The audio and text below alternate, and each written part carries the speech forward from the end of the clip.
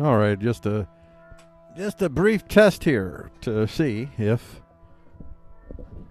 I can hear myself, and if I can't hear myself, then I got a problem. All right, everything's working here. Now we are officially ready to begin the show. If I can hear myself, and if I can't hear myself, then I got a problem. All right, everything's working here. Now we are officially ready to begin the show. If I can hear myself, and if I can't hear myself, then I got a problem.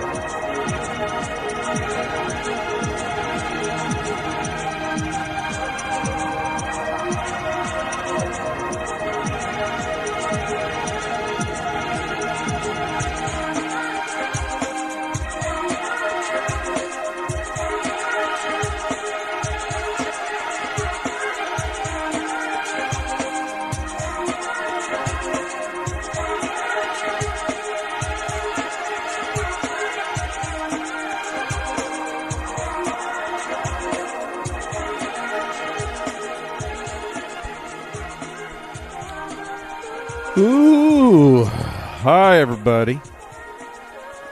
Ready to. I'm trying to remember that Top Gun to kick the tires and light the fires. Which I hate that phrase. I want to punch whoever said that. Metaphorically in Minecraft, of course, because I'm decent. Well, there we go. We got the Velvet Moon opening. We are ready. We're ready to begin our show here. And I just had an extreme coughing fit right before I got on the show. And it's actually, oh man, I woke up today. I'm going through a bad acid reflux days. I actually, I can't complain about my health, even with the acid reflux. The acid reflux is, it's definitely annoying, but the biggest thing is actually for me are the migraines and the high pains. And I don't have a migraine today. Haven't had one in 3 days. Wow, which is pretty awesome. And I don't have a high pain day today. So another, I don't know, 2 weeks or whatever long it's been since I had a high pain day. It's been a long time. Longer than I've ever gone through in probably maybe a year or so, maybe 2 years. So those are good. But the acid reflux is kicking me in the butt. And I woke up today, and of course, when you get bad acid reflux, you wake up, you're throwing up. And so, you're sort of throwing up. You're kind of mostly dry heaving, but then you sometimes get the acid coming up. And then when that happens, it really, my throat is so agitated today because of that experience. It's still, you ever burp up acid? You know, you've had that happen, and then your throat, it's like that, except a little bit more intense. So this is going to be a fun show, but you know, that's why we turn off the mic when we have to talk. See how that works? See? That's what we got that for. So let's get right to the show here. Well, before I begin, I just want to say a thank you to most of the views, such as they are, which are pretty low. Most of the views I'm getting are from family and friends, and they've been listening, and they've been giving me feedback, and I really appreciate you guys know who you are, the ones that have taken the time to listen and given me helpful critique. And for the most part, I'd have to say, I don't agree with everything. Of course, I'm not going to agree with everything that everyone says, but for the most part, most of their critiques have been pretty spot on and really helpful. And I hope, as you notice, as the show goes on, I'm going to be developing it further and perfecting it. I figure it's going to take me maybe another 4 or 5 weeks or so before I really start to figure out exactly what the show is and how I need to. I have to consider the audience, even though I'm fundamentally creating the show for myself. I do want to have an opportunity to reach as many people as possible. So I want to consider the audience. So some things I really might not want to do. I might do some things I might not necessarily want to do, but we'll see what happens. But thank you, family, friends, so far that have participated in Frico's experience. And when I become the greatest podcaster in the universe, and I stand up there to take my award, I think Joe Rogan will probably hand the mantle off, of course. Then I will thank the folks who were here in the beginning, who believe. Well, I don't know if they believe in me, but they believe in me as a human being. And I'll say, yeah, they believe in me. Some of them do, some of them don't. But I think on the large, they believe me as a human being. They might not believe in Frico, but they believe in me as a human being. So that's all that matters. All right. So for all of those who need it, I am going to come through for you because I love you. And I want you all to understand, because this show particularly, I sometimes wonder before I get to a show, who am I going to tick off more today? Because it could be, there's a lot of factions in America, but predominantly everybody recognizes there's this faction, this coalition of factions, if you will, the left and the right. So predominantly our discourse is framed in those. I might not necessarily agree with that, but that is what it is. It's the reality of power. So within that vernacular, I wonder who I tick off more, the left or the right, because a lot of times I say things, and what I get immediately is a reaction from, let's say that I make a statement that the quote-unquote left likes, then I'll get some folks that are from the left that are like, hey, all right. And then I keep talking. And then when I keep talking, then they're like, I don't know. I don't know about that. That seems weird. Why don't we not do that? And then they hate me. And the same thing happens on the right. And there's very few people on either side that are willing to tolerate views that fundamentally violate their own. And that's basically going to be, in a large part, the underlying theme of the show. And the dialectical, this is hopefully where it all culminates. So let's go, and I get the stone. Let's kick the tires and light the fire. I hate that. Oh, I hate that. Why did I do that? I did that to you. I love you, and I did that to you. I apologize. Warning, the material you're about to be listened to is formed from mind of individuals who are limited in their capacity to understand the actual reality of power around them, just as you and everyone else alive currently are. What you're about to hear are opinions, suppositions, like gospel or scientific truths, not infallible certainties. Brace yourself for incoming opinions that could confirm or deny your preferential view of the reality of power. Brace yourself for fallible material, fallible opinions, and values reflected, but nonetheless variably firmly held. We do not apologize to anyone we met. We do not apologize for daring to express our views and impressions of what we believe is and what we hope to see. We will keep talking so long as we are able. And now, Frico attempts to talk about the news without freaking out. That's the plan, ladies and gentlemen. I'm going to talk to you about the news. I'm going to talk about the news. Well, let me tell you a little bit about what the show is, and I do this for every show, and part of it is because I'm actually marketing my site. So, yeah, I'm doing that. This is a marketing thing here. Marketing, okay? It's okay. We're marketing. What I do is I wake up in the morning and all throughout the day and the evening, and I keep checking and through my various ways that I do, and I have these 3 sites that I work on. Newsalite, where you get the glitz, the odd, the under the radar, the hard to believe news at glance. These are news aggregate, link aggregate sites, and then you got Obamacare. These are like drudge sites. So.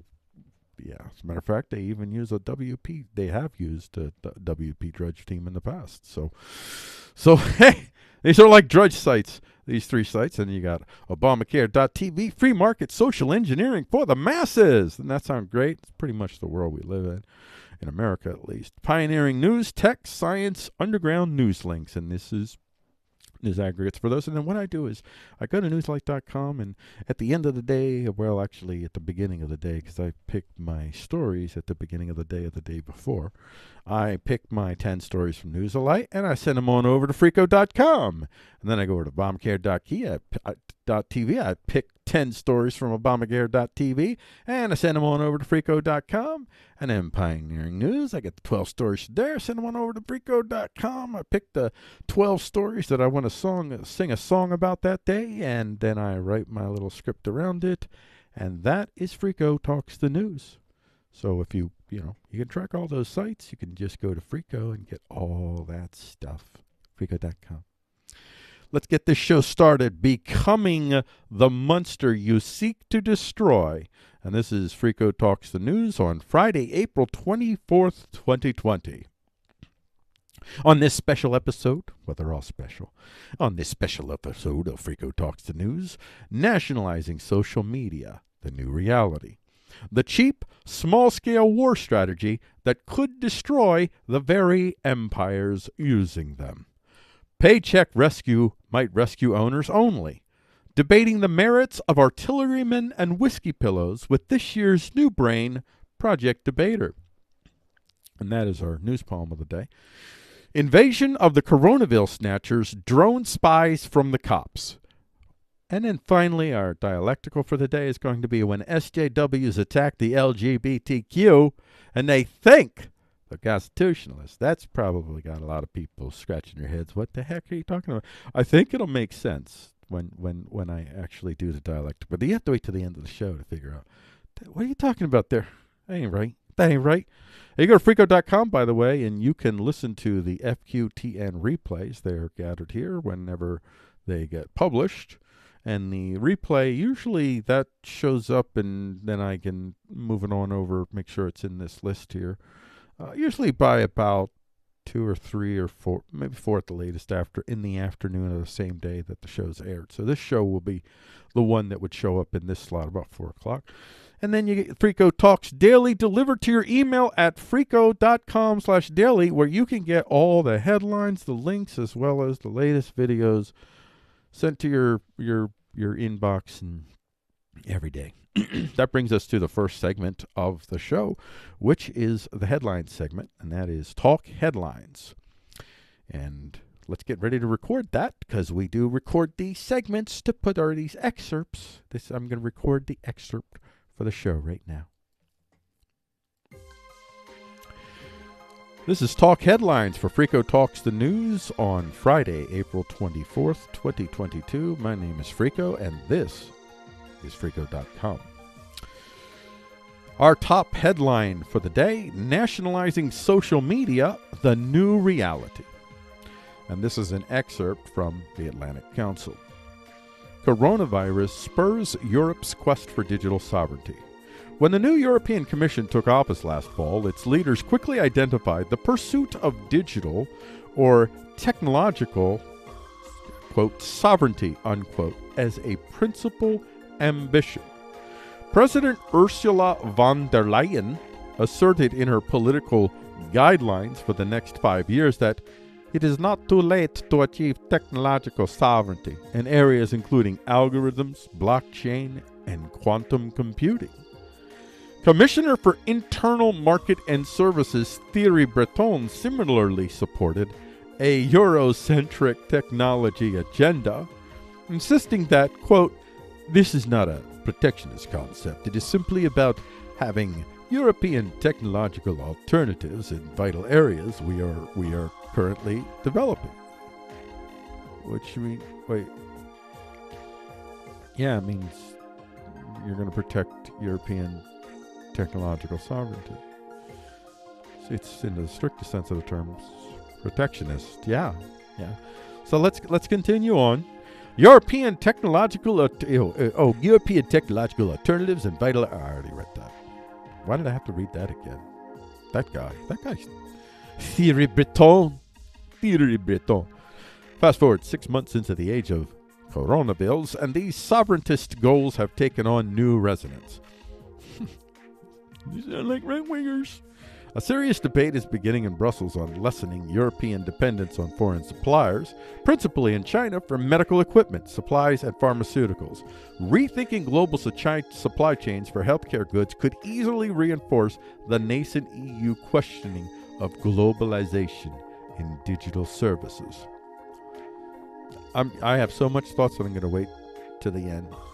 At the same time, European governments have embraced global digital services as never before in their efforts to understand and overcome the virus. Normally, stern data protection authorities across the Union have readily invoked emergency provisions in privacy laws in order to enable enhanced analysis of sensitive personal health data, but without abandoning good protections. Data scientists in Europe are scrambling to devise techniques for using location data to trace infected persons' social contacts. A potentially crucial step in the continent's gradual emergence from severe economic and social restrictions. Meanwhile, misinformation and disinformation about coronavirus has flourished in current anxious climate. Let me finish. We're almost done. With the European Commission once again insisting that internet platforms step up their policing efforts. Wow. So, let me just cancel. Okay, I'll try to hit. I'm trying to really be more disciplined. Trying to be more disciplined, kids. Trying. So let's stay focused here on why this is a lie. This is absolutely. It's not just about European sovereignty and European protectionism, which I'm actually totally for, quote unquote, protectionism. In a sense that. Geographical regions should be autonomous and self-sustaining, and that means that they should have their own systems that uniquely apply to their contiguous geographical experience. I'll just say that. But this is intended to stop the further fracturing of Europe. It's not aimed at protecting Europe from the world. It's aimed at protecting the European Union from the nation states that have all now chillingly seen just how feckless the European Union is. The European Union is largely, this is just my supposition, I'm sure there's some experts out there that, well, if they're experts being paid by billionaires, I won't say don't trust them, but I'll just say don't trust them.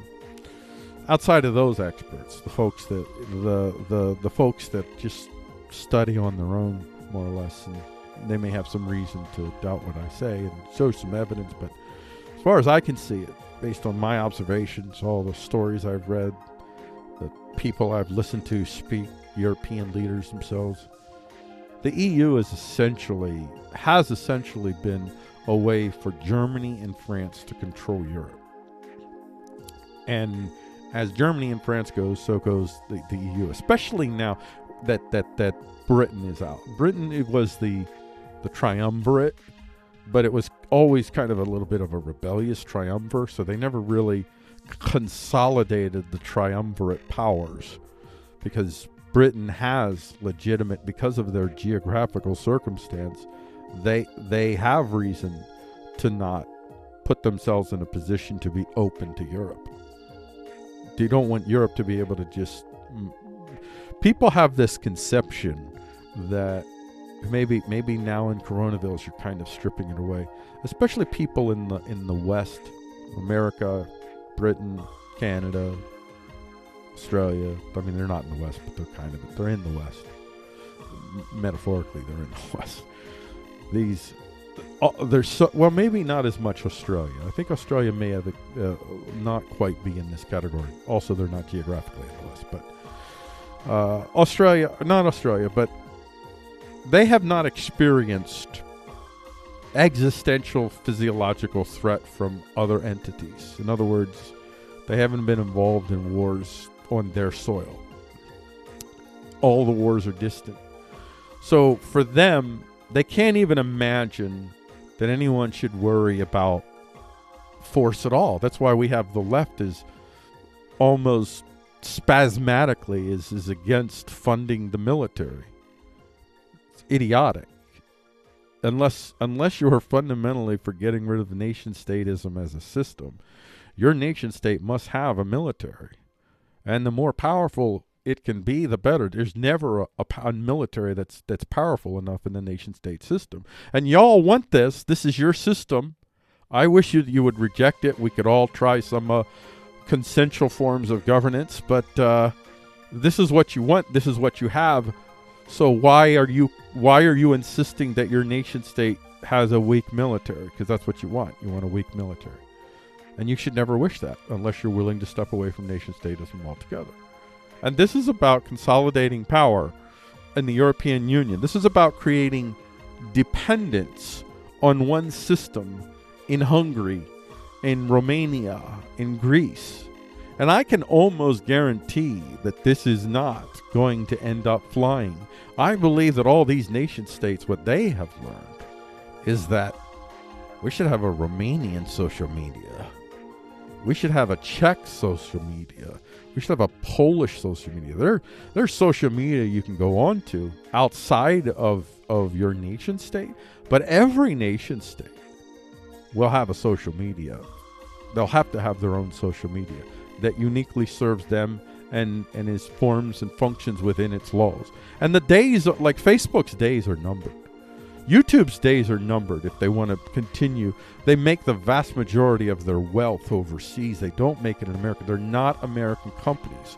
They're states in and of themselves. They're international companies. And they mostly serve the world. And they do so at the detriment to the nation state that is the United States of America.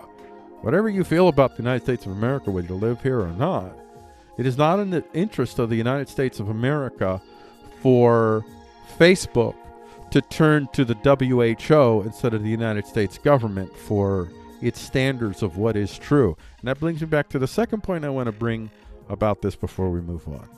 And this one I hope will be a little shorter. Misinformation and disinformation. Sometimes you have misinformation and disinformation, which is pretty freaking obvious. But most of it is not. And the reason it's not is because there's no one that's not putting out misinformation and disinformation. The very people that are saying we have to stop the misinformation and disinformation are spreading misinformation and disinformation. Defining what misinformation and disinformation is in an age of narrative over any semblance of truth is impossible.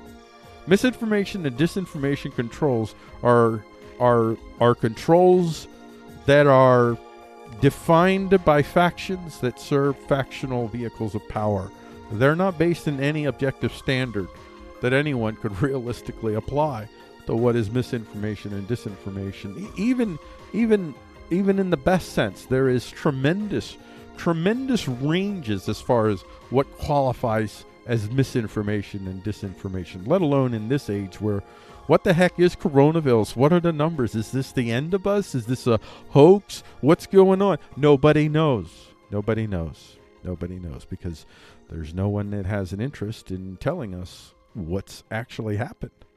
So this whole thing is, it's not about disinformation and misinformation. It's just about controlling narratives. And that's what they want to do. The fundamental reason that nation states will want their own social media is because they want to control the narratives within their nation states and not be vulnerable to the narratives of other nation states. Because other nation states, America does it to any nation state that it can, and if it feels it needs to. It costs you to do this, so it's not like we're looking to just do it to everybody for the sake of it. But to the degree that we imagine that we, the folks at the top that do the killing, to the degree that we imagine it necessary, America's going to meddle in elections. America's going to infiltrate social media, is going to create clone accounts, going to do all the things that we're accusing all the other nation states of doing, which they're doing. We would do. But the difference is that we have these international social media companies. They're making gazillions of dollars that they're then using to convert into multiple businesses, buying up IPs, buying up factories, just buying everything up so that they can become these mega international corporations entitled to no one, no nation state.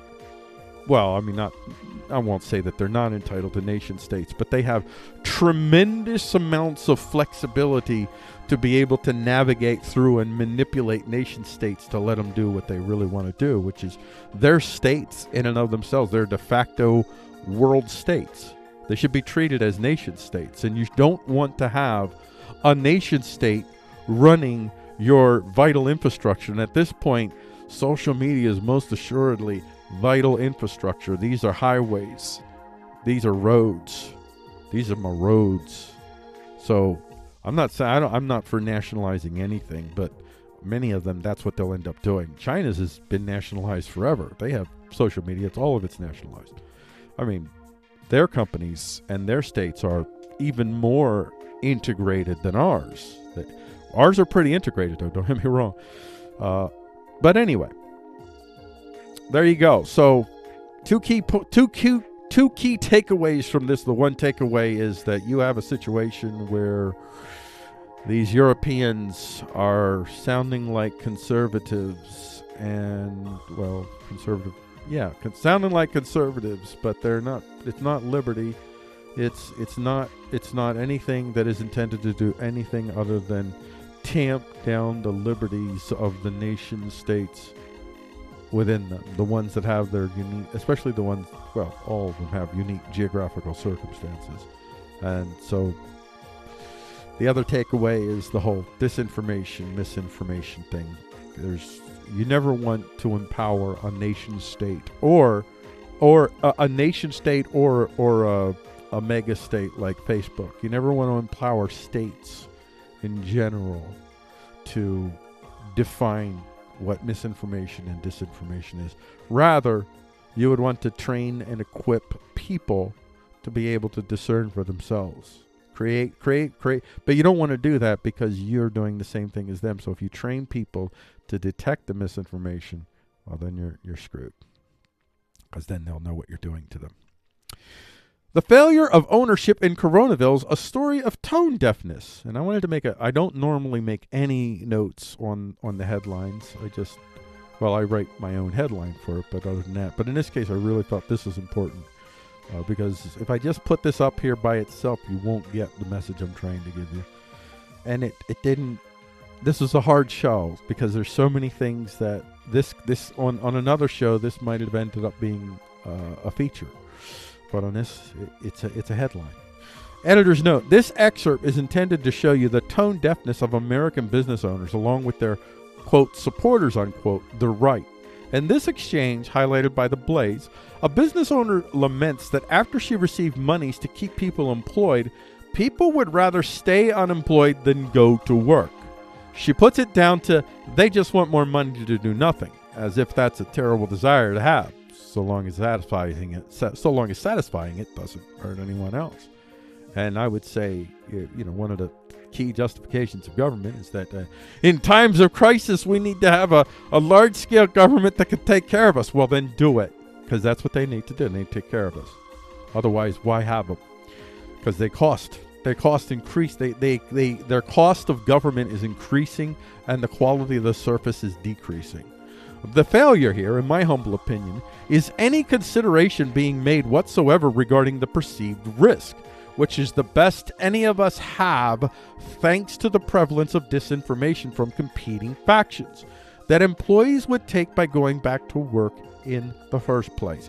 There are realistic expectations that Coronaville is maybe 3, 4, 5% fatality rate for those who catch it.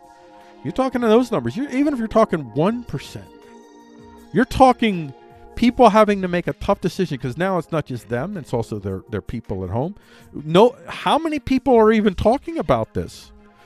I don't even hear the left talking about it. Rather, the left takes their usual passive-aggressive positioning, which the right does too. And the passive-aggressive stance is, this is terrible. We're going to just spread everything we can. If it looks like, we'll spin it to make it look like this is the worst of the worst catastrophes and we have to stay locked down. That's how we'll protect everyone. Rather than just standing on your preferences and saying, no, we are not risking ourselves. Now, don't get me wrong. There are people on the left that are saying this, but they're not the loudest voices. Now, the loudest voices are the ones that are just putting out all this shrill material like the right is. The right puts out anything that suggests that this thing is just the cold. They pounce on it rather than standing on their own preferences and saying, listen, we literally want to go, we're willing to go back to work. We want to make money, and this is important to us because our lives, just say that. And then I think if both sides actually did that they would actually come to some sort of concurrent agreement about how it is that they could manage the desires and wants and needs of all and empower all to make the choices they want to make, not just your particular faction. But your leaders are whipping you into hates and frenzies because you just want to go back to work, or you just don't want to be forced back to work. Your leaders just want to use this as an opportunity to destroy competition. The right wants to destroy the left so they can't compete anymore, and the left wants to destroy the right so they can't compete anymore. It's two different strata on each faction. And the strata below amongst us poors, I believe the left and the right, the poors of the left and the poors of the right, that they can talk. And they could have figured this out if their leaders weren't doing what they're doing, whipping them up in the fear and hate and frenzies. So this is an excerpt from The Blaze. Business owner obtains payroll loan to keep paying 35 employees. They respond with a firestorm of hatred. The experience of a small business owner in Washington state has highlighted the unintended consequences of the massive Coronaville relief bill passed to keep employees receiving a paycheck. Unintended. Now, there are plenty of unintended, but there are plenty of they'll say it's unintended. It ain't. It's intended to crash and burn and create bodies that the morgues can come in and collect, and the morgues are the ones with the wealth who can buy up the remains. That's the plan. I don't think that was the initial plan, but they pretty much quickly figured out, wow, we can do things here, can't we? We could fundamentally cut off competition. Jamie Black Lewis told CNBC that she was able to obtain loans for $177,000 and $43,800 and thought that her 35 spa employees would be happy. Oh my gosh, the spa employees, that's got to be high risk. Instead, she was met with a firestorm of hatred. Why? How did you approach them? Did you say, you can come back or not? I mean, here's something business owners can do. You don't need government laws to pass, but you do need government laws if business owners don't do this. And they're not doing this. Business owners can say, listen, do you want to come back? And they say, yes. Great, come back. But I'm going to leave you an option. If you don't want to come back, I am going to lay you off because I know that you'll get unemployment, and then you don't have to take the risk. I wouldn't ask you to take the risk.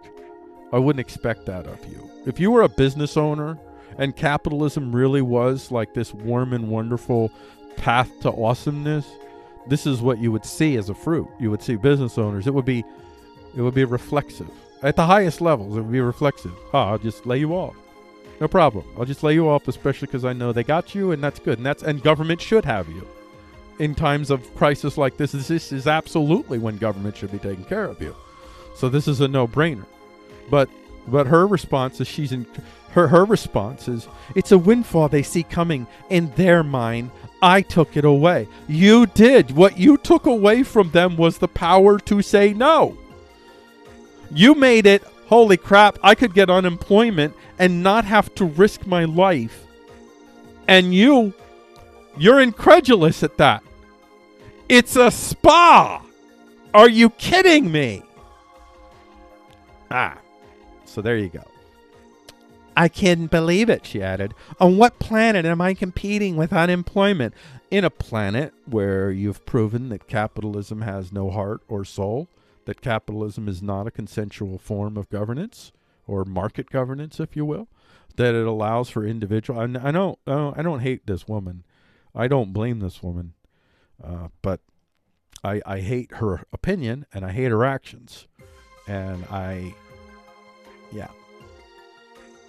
Anyway, I'm trying not to hate people as much as I hate their actions. Really working on that. Let's get this last headline. YouTube's non-states status laid bare in WHO dependence for, quote, truth, unquote. I'm probably not going to speak too much on this because I kind of already did speak a lot on the implications of this story, at least in my mind. Excerpt from LifeSite News. YouTube CEO will delete anything that contradicts World Health Organization on COVID-19. Sozin Wojcicki, how do you say it? Wojcicki? The CEO of YouTube announced that all content contradicting the WHO on the Coronaville will be removed from the video platform. This is the whole disinformation, misinformation, especially when you have the WHO has actually been wrong about so many things. And the WHO, I'm not blaming China for using the WHO as an influencer in their favor, because the United States absolutely would do it if they were as adept at the Chinese. But the United States fundamentally does not have professional bureaucrats that are incentivized to actually serve American interests. So they're much more likely to be bought by the Chinese than they are to actually effectively try to have America influence the WHO instead of the Chinese. During a CNN interview last Sunday, Wojcicki explained there was a 75% increase in news coming from authoritarian. Oh gosh, this is such a bizarre take. This is such a lie. This is such an Orwellian lie. A 75% increase in the news coming from authoritative sources since the authoritarian sources. That's what we're talking. Authoritarian sources, part of the authoritarian cabals, and they're competing, by the way. So it's not one mastermind cabal. They're competing cabals. From the authoritarian sources since the beginning of 2020. So we have seen a lot of demand there. No, what you've seen is that you have totally screened out alternative sources so that if people are casually looking for stuff, which most people do, they are only going to find those authoritarian sources. You make sure that they get Chinese propaganda over an American voice like mine, which is the fundamental problem of social media platforms that have no allegiance to nation states. There's no one in America that should trust YouTube being the holder of our public squares. YouTube is a traitor, but they're not just an American traitor. They're a Chinese traitor. They're a Norwegian traitor. They're a European traitor. They're an Australian traitor. They're a traitor to any nation that they're in because they have no allegiance to any nation. And they make it clear they want to be a world company. Twitter wants to be a world company. Facebook, world company. They serve the world. That's what they want. But in so doing, nation states are starting to realize any world company controlling your public services, your public essentials, is a traitor. There's no capacity for them to serve your interest and serve the world. But then we also talk about removing information that is problematic, whatever that means. Of course, anything that is medically unsubstantiated. So people saying, like, take vitamin C, take turmeric, like, those will cure you. Those are the examples of things that will be a violation of our policy. Why? Again, it's not really, you can't even enforce this. You cannot objectively apply this policy standard in any sense of the term. So it would be much better if YouTube had public service videos that it created regularly, training people how to spot liars and cheats and cons. Train people, but you won't want to do that because, Susan, this sentence right here, you're one of those people. You're in violation of your own standards. You're sending disinformation. You're because it meets your narrative that you need to meet.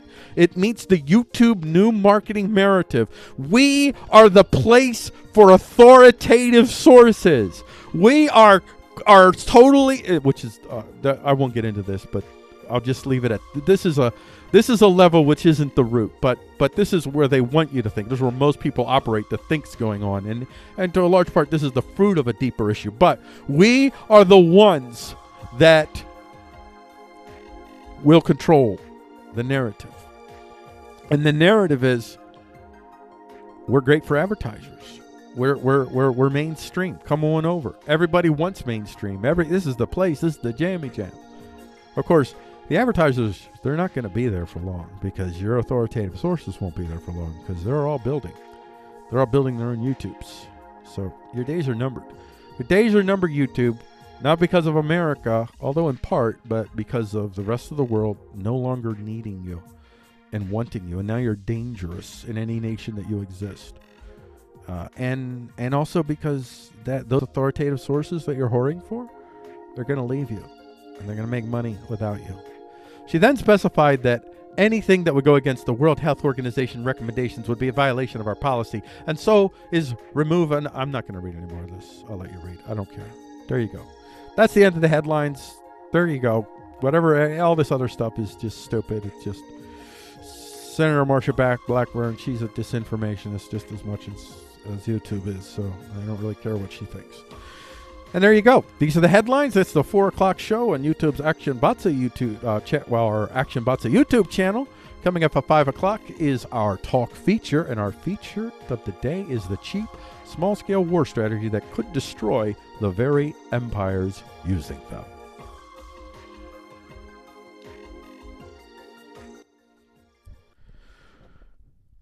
Oh, man.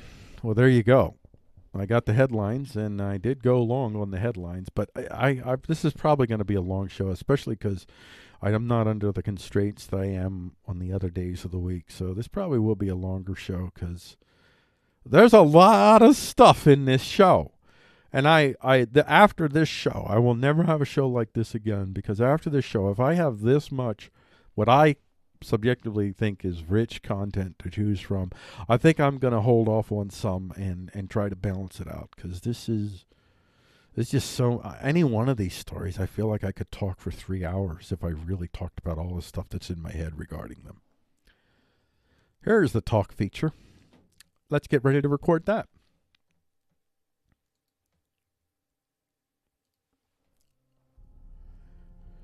This is our talk feature for Frico Talks the News on Friday, April 24th, 2020. I am Frico for Frico.com, and our feature for the day is the cheap, small-scale war strategy that could destroy the very empire using them. Nation-states are increasingly troubled by the lowering cost of warfare, even as they seek to convert their top-heavy, labor-intensive, and expensive lethal force platforms to small-scale, cheap force platforms that can be sent in wave after wave with minimal labor-intensive, labor-expensive dependence.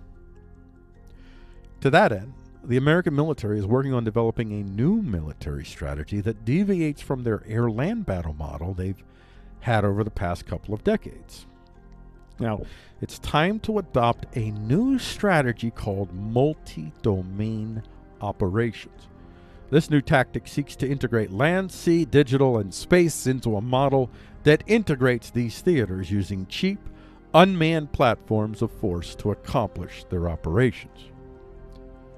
This excerpt is about the frustration of integrating the American military into this more needed multi-domain strategy when the military is so top-heavy tied to these legacy systems that meet the old, highly complex, highly priced, and high-skilled demanded platforms of force. But for me, this article shows the problem nation-states in general are having today. Here, the U.S. military must shift to reflect the new reality. The cost of force production has gone down, which means the cost of coercion has gone down. And I'll show you how. I won't just leave that statement there. The dilemma, well, I sort of show you how. I would really have to go into a lot of detail to give you the rock solid, and then this would be a 5-hour presentation. The dilemma for these nation states is their actions, the technologies they develop, which will be minimally contained from small-scale competitors. It shows the rest of the world how superfluous dependence on large-scale systems are increasingly becoming. Superfluous as in unnecessary at this point. It's just an added appendage that we no longer need because we can actually do all this stuff in-house now. It may cost us a little more in terms of the front end and maybe what we're paying, but in terms of our risk exposure to any type of threat such as viruses or even economic downturns in other parts of the world, we minimize our risk, and for that we're willing to pay a little more. That is what people are beginning to discover, and the little more is becoming increasingly, the gap is still closing. So in some areas, it's actually becoming cheaper to do small-scale productions when you have on-demand printing, on-demand manufacturing available. We can exist in a world where our military largely lives in our digital plans, which can be coupled with 3D printers anywhere, at a moment's notice, to bring great force to bear against great force coming in.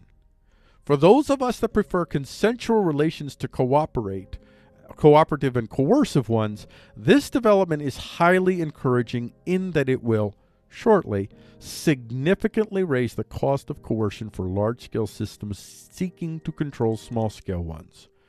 Every time in human history so far that this reality has existed in technology, it has led to the devolution of empires and the rise of small kingdoms. And let's hope from my perspective, let's hope this time the small kingdoms are even smaller than the last few iterations. The last two major shifts in the technological balance of power was the advent of the knight for Western Europe and then the rise of the gun for the whole of the world.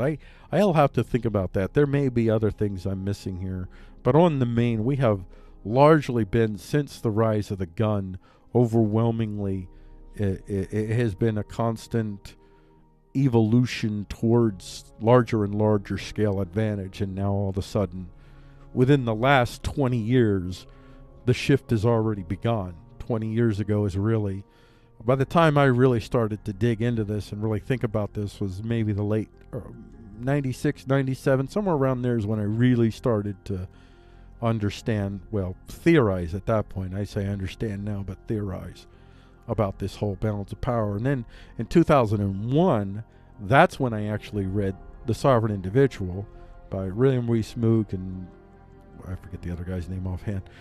That book, it suddenly gave me, they had historical references that I didn't know yet. So they actually gave me proof. Well, proof I'll put in quotes because I'm still not 100% sure I'm correct in my theories, but They legitimized me, if you will.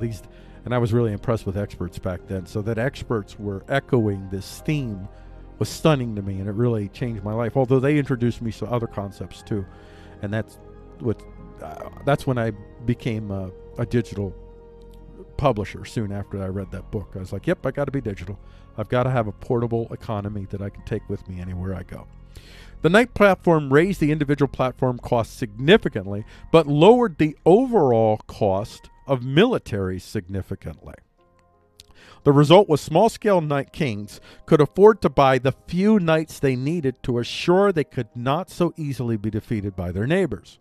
The defensive advantage was heavy among knights, and I could factor in there also the castles added in, but the knights, the knights kind of arose. You can add, I'm thinking, and then I know it sounds like I'm Herbert Urban there, but I'm going through change of thought that I'm cutting off as I'm about to say something. That's what happened there. So I'll just say, yes, the castles are a factor too, but let's just focus on the knights for this exercise, if you will. The defensive advantage was heavy among knights, meaning a few knights could defensively hold against a lot of knights. The cost of the platform's individual cost prevented kings from amassing large-scale knight armies, which also led to them not being able to rebuild the mighty empires of old. Even if they could afford to pay for significant numbers of knights, defensively, most of them would be largely superfluous, and offensively, their ability to use pure numbers to overcome were significantly reduced by the short range and scope of the potential lethality an individual knight could execute, making it relatively easy to bottleneck this platform from a defensive position. With the rise of the gun, the platform was cheapened to such a point that kings could now afford to hire a lot more folks that could be trained much easier. The arms race began, and within a couple of centuries of being introduced to Europe around the 13th century, the empires began to rise again in Europe. And I want to make a note here. The individual platform, the individual soldier, the amount of the cost to invest in that soldier, that is cheap. But the overall platform is the mass of soldiers. The mass of soldiers with guns is suddenly a defensive breaker.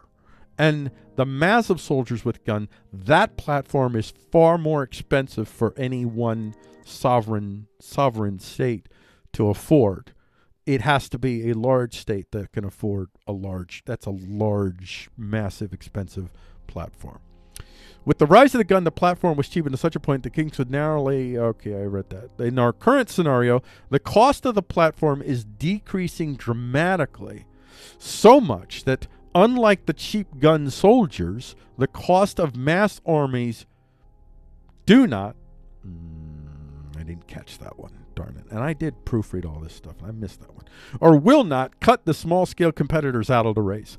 This means we will have a reality of power that makes it much easier for small-scale competitors to fight off large-scale invaders. The small-scale competitors merely defending themselves will not face the overall cost of force delivery that the large-scale competitors will. These large-scale competitors will have to fight an increasing amount of separatist wars, with each separatist capable of mostly being able to create stalemates from a defensive position. At least that's my theory.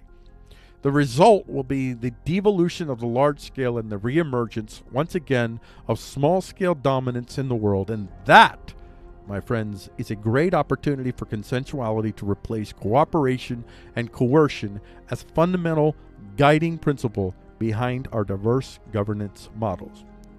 And now we get to the excerpt from War on the Rocks. Affordable, abundant, and autonomous, the future of ground warfare. After decades focused on counterterrorism and counterinsurgency, the Army is transitioning to another battlefield concept known as multi-domain operations.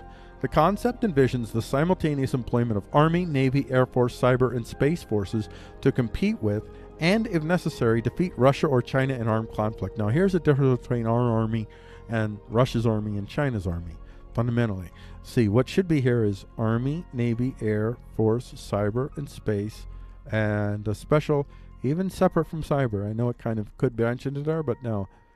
It should be Cyber, Social Media, and Space. Social Media is the highways. If you don't master the highways, that should be its own thing. Cyber is, Social Media needs to have its own wing.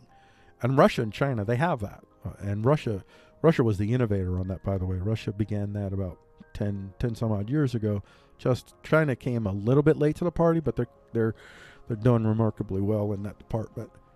America is terrible. America doesn't even have. You have the Voice of America, which regularly, it's basically a Democratic Party platform, and you can't have your strategic social media platforms be owned by one faction within your nation state and hope that it'll be effective in representing the interest of that nation state. But the Democrat Party doesn't represent the interest of the nation state. They represent the interest, and I mean the owners of the Democrat Party, not the rank and file folks. And I'm not putting any of you folks in this category. If you're a Democrat, welcome to the show. I'm happy to have you. I'll be neighbors with you. No problem. I'll break bread with you. I love you, man. But the owners of the Democrat Party, they serve the financial interest of other states, and these states they have no nation-state alignment. So they're not incentivized to really look after the interests of the United States of America, especially if those interests collide with their ability to make money overseas. Despite admirable progression, effective multi-domain doctrine remains problematic due to an overcommitment to legacy platforms. Looking at the factors that have facilitated the Army's successful transition to air-land battle, there is little reason to be optimistic that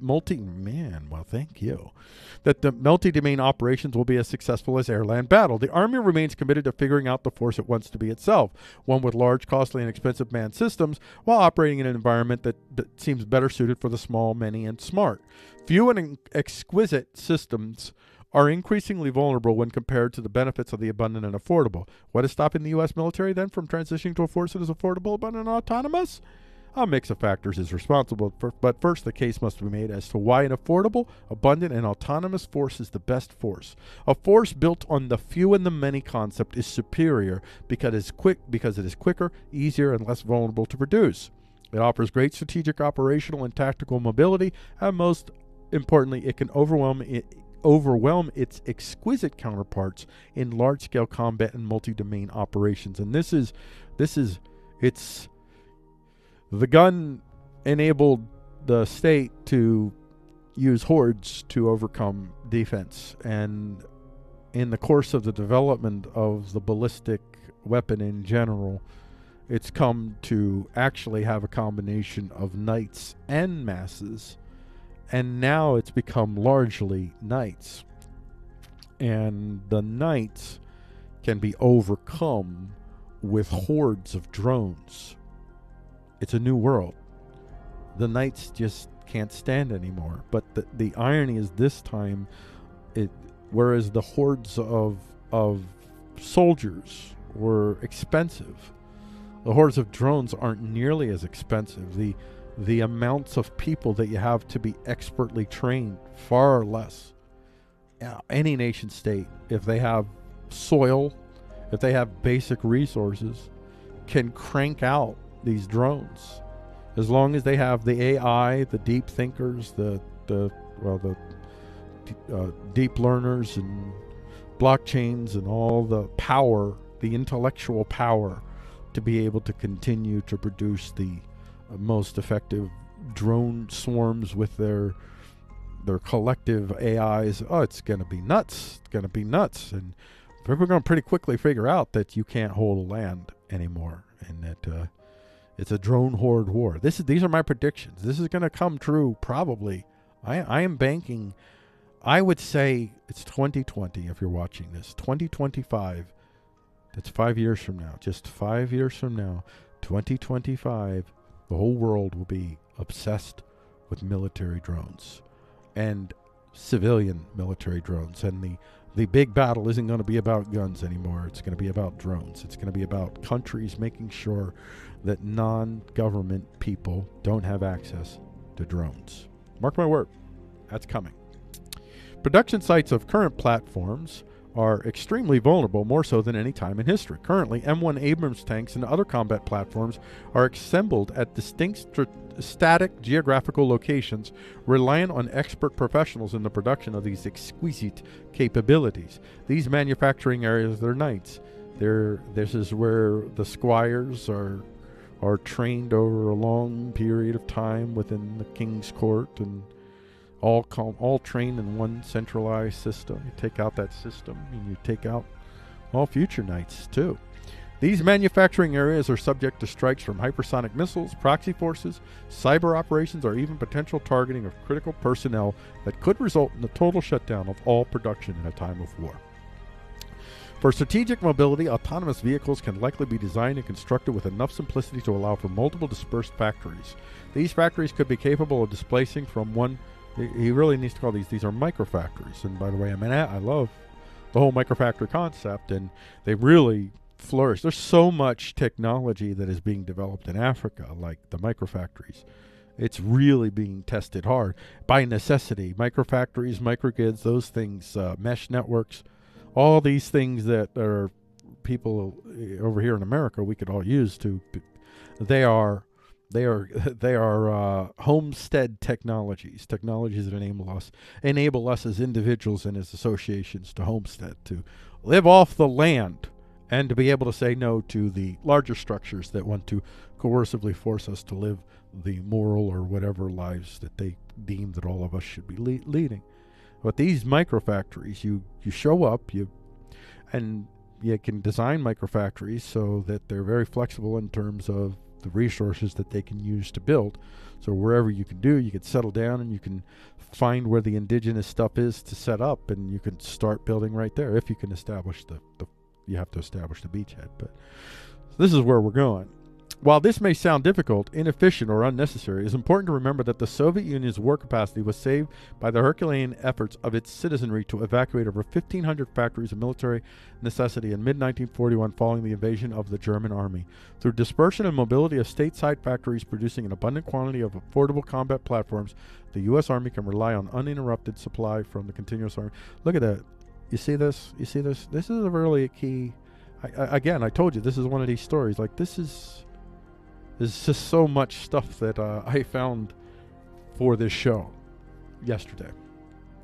Through dispersion and mobility of stateside factories producing an abundant quantity of affordable combat platforms, the U.S. Army can rely on you see, that small scale reduce. This is what everybody is figuring out. Small scale reduces risk. Small scale reduces security risk. Dependence on systems that if they go wrong, you're screwed. You don't want to be dependent on large-scale systems. That's what everybody's learning. Now, I've been saying for at least since the late 90s, I've been saying this. It's like, this is my time to shine. I have been saying the things that everybody else is now starting to recognize.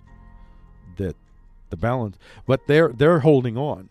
They're trying to couch it still within the large nation-state structure. Within advantaging they haven't worked it out. They haven't followed through the full ramifications of this whole implication. There are ramifications of implications. Good. Through dispersion and mobility of stateside factories produce, and what the Soviets were able to do is they had they basically dispersed their factories, and they had small scale productions cranking stuff out. That's what they had to do. And now, because of our technological realities, it is actually more beneficial. And the overall cost, see, before you couldn't necessarily do the Soviets, they did this by necessity, but they had to pay a lot more to do it that way. It was it's still way more economically advantageous to do this on a large-scale level, but not anymore. Large-scale systems, you have to build all kinds of tools and materials, specific tools and materials, just to build certain types of products, services, whatever. Now you have the capacity to use 3D printing so that you don't have to retool factories. You don't have to have the mastermind knowledge just to be able to build the high-level craft tools that you need to build these high-quality products. You don't need that anymore. Now, all of a sudden, large-scale advantage is significantly less significant across the board. Well, I'm sure there are. I will say that in pharmaceuticals, at this point, I still see advantages to large-scale productions. I still see advantages in general to research and development type stuff in the large scale, but I would like to see the large scale research and development. You have to have a way to compensate the companies that are investing in these technologies in a way that they're compensated, but the technology is still allowed to proliferate. So figure that out, how to manage those two interests, but they should be both considered in those areas, because we need people. But I think that eventually even the pharmaceuticals won't have to be large scale in another 10, 15 years. There will be very little that'll have to be large scale in another 20 years. And that's how I'm going to end this this talk feature. I thank you very much for listening. This has been the 5 o'clock show on the Action Batsa YouTube channel. The 6 o'clock show coming up is the Talk Focus. That is well, let me tell you what it's going to be. The top focus is Paycheck Rescue. Might rescue owners only. Oh, what a surprise. And a little bit note here, don't forget to tip your newser. And you can go to Freako.com and you'll find these little buttons here that say tip your Freako. If you tip your Freako, click on that. It takes you to this page. It says donate to Newswatch Volunteer. That's the company that I am, that runs, that Freako is owned by. Freako is me, and I'm owned by my own company. Don't ask questions. And you can give monies, and you could give $1, $2, $5, or you can give a masterful amount of gazillion dollars. I'm always looking for the $gazillion payout. If that happens, I promise you I won't retire, because I actually like doing this. So even if I had all the money in the world, I'd still do this. We'll see you at 6 o'clock. The rest of you could stay right where you're at. Oh, we got to turn off the light in the room before we go on to the next thing. I'm going to take a tiny bit of a water break. This is the last segment of the first half of the show. And I'm going to turn this off for a second, because you guys don't need to hear me slurping. Oh, wait, do I have some music to play while I do? Hold on. I need some slurp music. Slurp music. Do I have any slurp? Oh, here we go. Background. No, that's not it. That's not it. I don't have any music on this thing. You know what? I got to switch. I got to switch back, because we have to have some music while I slurp. I did all that just to assure that you're not locked in dead air, because I love you.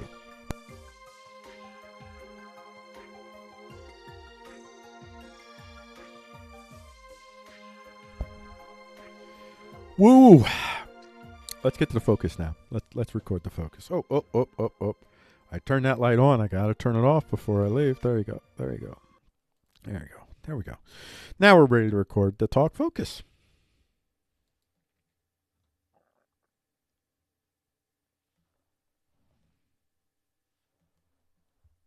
I'm going to call that a false start. Where is the music background for this? Here it is. Okay. That was a false start. I want to record. I'm going to do that little recording. That's not going to be the thing. Yeah, I found the music. We're okay.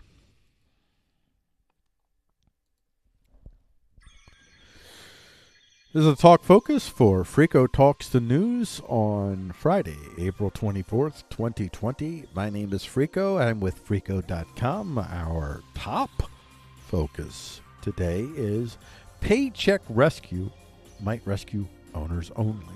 Oh, really? I am so surprised. You mean to say that when they wrote a bill called something that sounded like it meant something, it meant the opposite? Like the Patriot Act, which was very anti-patriotic because it's a fundamental violation of our Bill of Rights that the federal government derives its legitimacy of power from? Like that? Yeah, kind of like that. They needed to save the workers. This is why we had to rush through a stimulus program of more than $6 trillion. 1,000 million times 6. 1,000 million times 6, to give you a perspective. Now, this is the kind of wealth that builds generational power for the families who benefit the most from the transfer of wealth. But even if it benefits the owners, it'll benefit the workers too.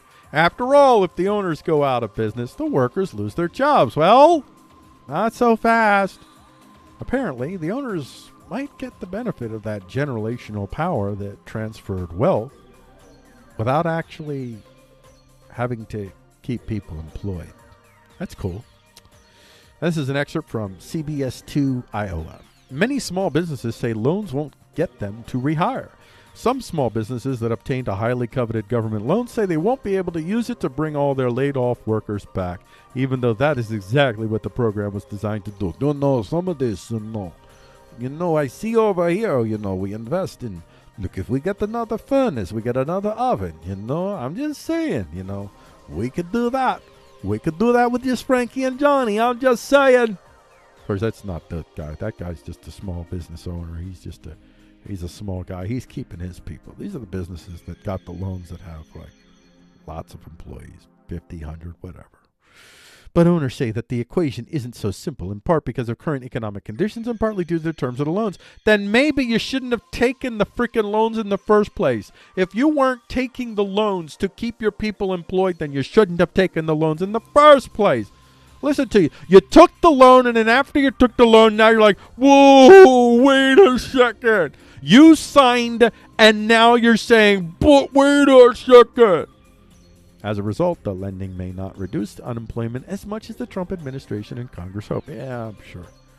I'm sure that they really hoped. Well, Trump probably could, because this is a vehicle of power for him. But I don't think Congress gave a rat's butt. And the fact that Trump did, that doesn't make him a better person than Congress. It's just a different vehicle of power for him. It isn't his vehicle of power to see the unemployment go down, because that's a great source of his his legitimacy of his own personal power, is the unemployment rate being low. Look what I did. Look what I did. The government's $2 trillion relief package included $349 billion for small business loan. $2 trillion. Small businesses get $349 billion. And it was rated, I talked in other shows about how it was rated by big guys. Big guys. Big guys, really big guys came in. They were very big. Very, very big. They were from China. I think they were from China. No, they weren't from China. I'm just kidding. Congress and the White House. Oh, that'll be another. I'm sure you'll find businesses that are partially or maybe even wholly owned by China that got money. I bet you you'll find that. Or some other country, but I'm sure that happened. I'm sure some had to have got through. Congress and the United States White House reached a deal Tuesday that would provide another $310 billion. Super duper. And that's about... okay, this is maybe one of the only... I felt like this was pretty important. I wanted to point this out, even though in general these the boring story for me. But it's still pretty essential that you keep your eye on that. Well, maybe it's not for you, but I think it should be. Because you learn some important lessons about the nature of nation states, how they actually operate, even when there's an existential threat to, and they're telling us there is. So if there is, and I think kind of somewhere between, it's not hardly a threat and it's the end of the world. Somewhere in between there's where I float, as best as I can understand. But we're assuming that this is, you don't shut people down unless this is an existential threat. You've destroyed so many lives already. You certainly better be well, I won't say this because I still would rather it not be. In the long run it'll be better. But for your sake, you better hope it's an existential threat, because if it's not, what you've done is catastrophic. But even if it benefits the owners, it'll benefit the workers too. Nope. The owners don't have an incentive to make sure that the workers are going to stay with the company even. The workers are commodities. That's all they are. Capital gets perpetual payback. Capital gets revenues for doing nothing. Ad infinitum. You put in capital, one block of capital, you get reward perpetually. They keep you in the family. As a matter of fact, capital gets paid first when there's bailouts. Capital gets taken care of. Capital stays in the family. Oh, wait. Where's capital? Hey, is capital okay? Let's see. How many workers do we need? 20. Okay, it looks like 3 oranges. That's what we're calling the workers now. Better. It's quicker that way. We don't have to... Some of us get a little emotional sometimes in thinking about the consequences to these. Like, you don't name a dog that you're going to kill. That's kind of what we're doing here. So the oranges... Look like we need 3 oranges less. But each orange represents 1,000 workers. 3 oranges less. So let's just lop off the 3 oranges and make sure capital's okay. Capital, you okay? Yeah. Hey, what you doing? Nothing. All right, good. You just keep doing nothing. We'll just keep sending you stuff. There you go. That's capital. I'm not a communist, by the way. This is not an advocation of socialism or communism, because I have my own existential problems with them. I don't like any of them. As a result, the lending may not reduce unemployment as much as the Trump administration and Congress hope. The government's $2 trillion relief package, I'm reading this again. I'm going to move on. This is one of those stories, though, that definitely tempts me to lose my record. To not break another record. And I'm breaking records all the time, world records. I've gone 13 shows now without freaking out. This could be show number 14. But this story, even though I hit it well, inside, I am so aggravated at this story because kind of knew it was going to happen. Knew it. The rise of a drone power in the age of drones to come. Meet the new Turkish military. I'm not going to go too much in depth to this story, but this story is definitely one of those. It reiterates the story that I covered about the U.S. Army and the U.S. military trying to convert to this new method of warfare. Total war. Everybody wants total war. It's essentially what it is. And now total war means new theaters. But they should add social media. Social media should be its own theater of war. The rise of a drone power in the age of drones to come. Meet the new Turkish military.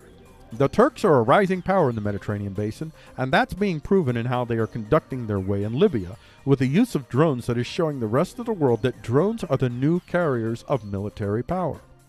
What do I mean by that? Wait a second. Oh yeah, what do I mean by that? Currently, what separates America from the rest of the world is her carrier fleet, which is heads and shoulders above anything any other power can produce. It's not even close. America has, how many carriers? 11, something like that? 2 or 3 super carriers? And even their carriers are better than anything the Chinese have. And the Chinese have 2 carriers, one of which is now operational. And the Russians have 1 carrier, which is not operational. Just to give you a perspective. But now the game has shifted, and carriers, while still currently the apex predator of force, are about, within a couple of years, assuming I am correct in my assumptions, be outmoded, maybe altogether. Once again, we have tech that is raising the bar on quality for small systems competing with large systems, in the form of Turkey being able to compete on an even plane with America in drone development.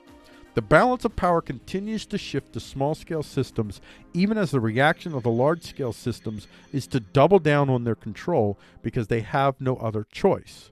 Liberalism is a lethal disease in a world in which humans, if they come to understand the technological landscape, will realize they no longer need a vast majority of the large-scale systems, be they nation-states or non-nation states, corporations, to meet their needs. They no longer need them. They can do them in-house now. If you want to control the outcomes, you must control the tech that empowers others to say no to your attempted controls.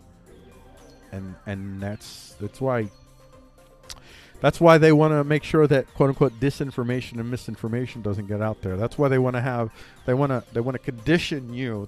They condition the folks that are on the left with the hate speech, because the hate speech protects people that to some degree need protected. Actual disenfranchised folks who have been abused for centuries.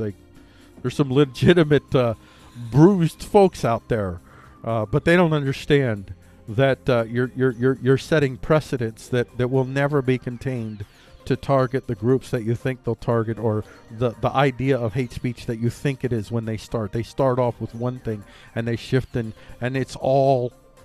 Why are billionaires so keen on advancing this idea of hate speech and enforcing it on their platforms? Because it's a powerful control to make sure that competition doesn't discover its power to build in-house, which gives it the power to just say no. If I don't need your platform, and then you make these rules, I don't care. I'll just build my own. We'll just build our own. That could happen tomorrow if a whole bunch of rules and regulations across the world just suddenly disappeared. Overnight, we would be revolutionized. If this started tomorrow, if you just unshackle the IPs Just do that alone. Unshackle the IPs. Lift all censorship restrictions. Stop monitoring. Stop trying to control cryptocurrencies. Within 6 months, this whole world would be transformed. And you would have multiple free associative governance models that have emerged. It would happen. I believe it would happen pretty quick. Really, really, really, really fast. Within 6 months, the fundamental structures that would dictate the next 50 years would be in place.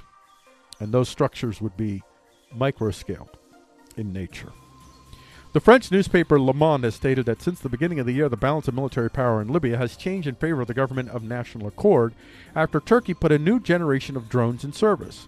In an article that has recently been published on the newspaper website, Frederick Bobin affirmed that the military escalation that took place in recent days near the Libyan capital of Tripoli perpetuates a shift in the balance of powers at the expense of retired Major General Khalifa Haftar's forces. Retired. Leading forces. I guess this is just a hobby.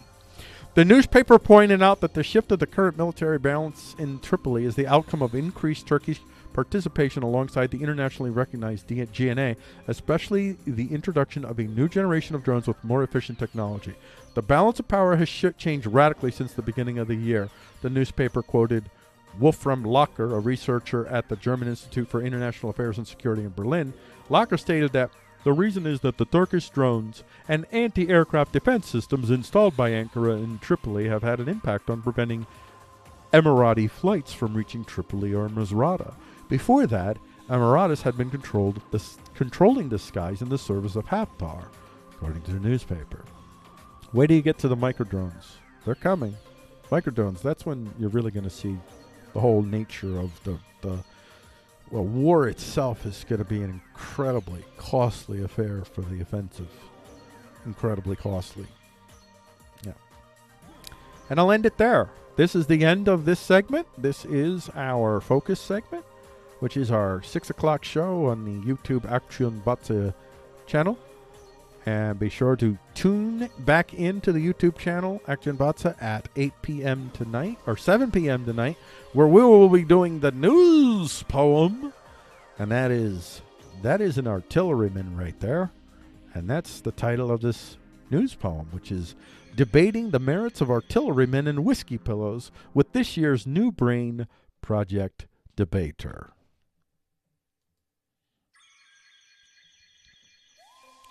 Wow, I thought I went long on the focus, and I actually was about 15 minutes. Ultimately, that's where I want to get these segments down to, although I don't want to be strict in actually making sure if it's going over 15 minutes and I'm on a tear, I'm just going to keep going because I don't care. I do care, but that's why I care and I don't in combination and in consideration of the needs of the many versus the needs of the one, as balanced out in proportion to my preferences. So with that note, let's get ready to go to break. I gotta do the usual liquid in and outy thingy that I almost always do, and then when I come back, we'll do the poem. And show's halfway through, folks. So I'm sorry. It has to be this way, but that means we just have a full half to go. So look at it that way. Glass is half full. Love overwhelmed me. Love overwhelmed me.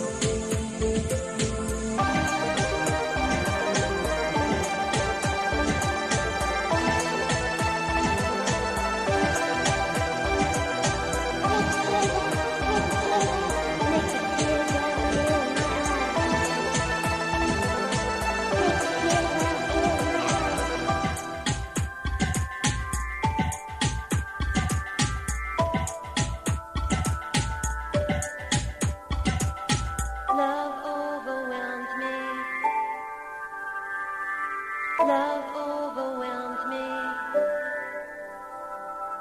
Love overwhelmed me. Love overwhelmed me.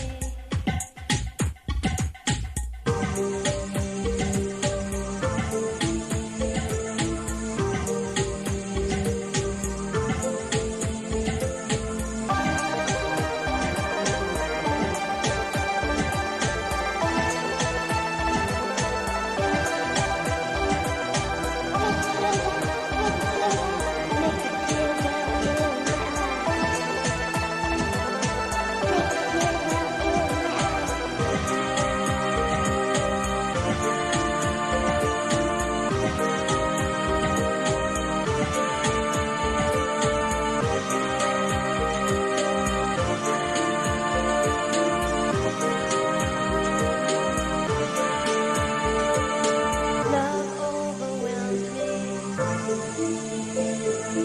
Love overwhelmed me.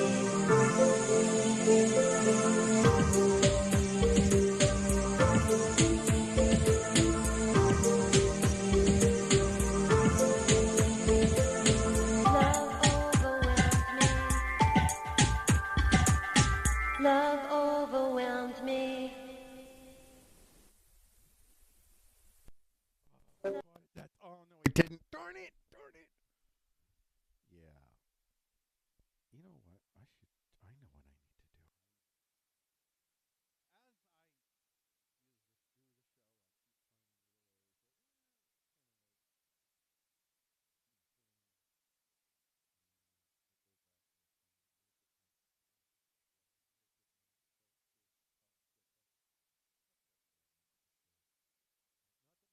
The right ones, but I feel like they are. Well, we're through the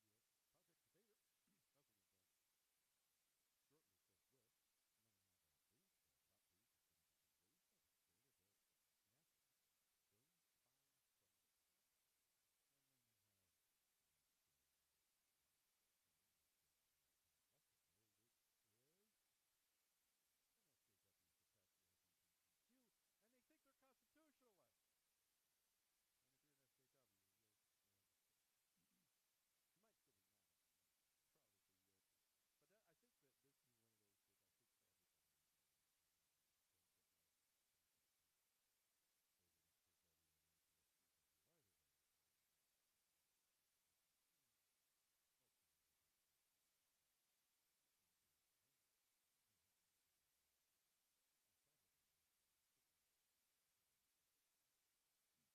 here. Warning, the material you're about to be exposed to is foreign to the minds of individuals who are limited in their capacity to understand the actual reality of power around them, just as you and everyone else alive on the are. What you're about to hear are opinions, suppositions, like gospel or scientific truths, not infallible certainties. Brace yourself for incoming opinions that could confirm or deny your preferential view of the reality of power. Brace yourself for fallible material, fallible opinions, and values reflected, but nonetheless variably firmly held. We do not apologize to anyone we offend. We do not apologize for daring to express our views and impressions of what we believe is and what we hope to see. We will keep talking so long as we are able. And now, Frico attempts to talk about the news without freaking out. Oh, and I had my microphone turned off during the introduction to the show. So that's cool. So there you go. I'm not going to repeat the introduction. You don't need it. That's enough of that. Hopefully you fast forwarded. If you're watching the replay, you fast forwarded over the silent part. You thought, wow, what a boner. Like, wait, is this like this for the whole show? Is it like this for the whole show? I haven't worked out yet. Like, I don't get comments. So if there is a period of time right now, like, probably nobody is going to say something to me, but eventually, and I haven't even worked in exactly how I'm going to work all that stuff in as I get stuff. So I'm just trying to, my idea basically was I'm going to do the show. I have an idea of what I want to do. I'm going to do the show, and as I do the show, I'll figure stuff out, and that's what I'm doing. So normally, if I have a mic turned off, I'll be able to see in the comments pretty quickly, dude, your mic's turned off. But I don't have that advantage just yet because I can't even look at my comments right now and do the show yet because I don't have it down yet. Let's get to our, oh, I have this right here. Ha ha ha, look at that. So this is, you go here to our news poem and there's Action Batsy. Oh, you know what? I think I'm going to do it this way. I know what I'm going to do. Try something different here. This is the news poem for Frico Talks the News on Friday, April 24th, 2020. My name is Frico with Frico.com. And if you go to Frico.com and you want to watch the replays of just the news poems, you can scroll on down the news poem section, and there the video is. So the video from yesterday, One-Eyed Frank, the mayor of Coronaville, that is available from yesterday. And this show will appear there. Well, this show actually is going to be published at the same time that it's always published, which is 7 p.m. So at 7 p.m., that show will appear there instead of this one. With that note, let's get our news poem started. Our news poem today happens to be Debating the Merits of Artillerymen and Whiskey Pillows with this year's New Brain Project Debater. Cue the music.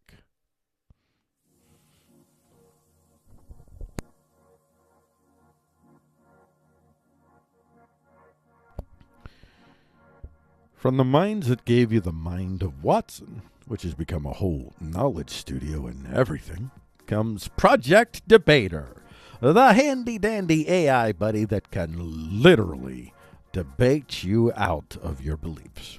At least, that's where the folks at IBM hopes the little digital grows up to become PD. That's what I call the little digital. I don't want to gender PD because PD is non-gendered. And PD has only debated a couple of folks, but there was a world champion or two thrown in there and a podcast, and our PD is growing up nice. PD is being recruited now to inject the digital DNA back where PD came from.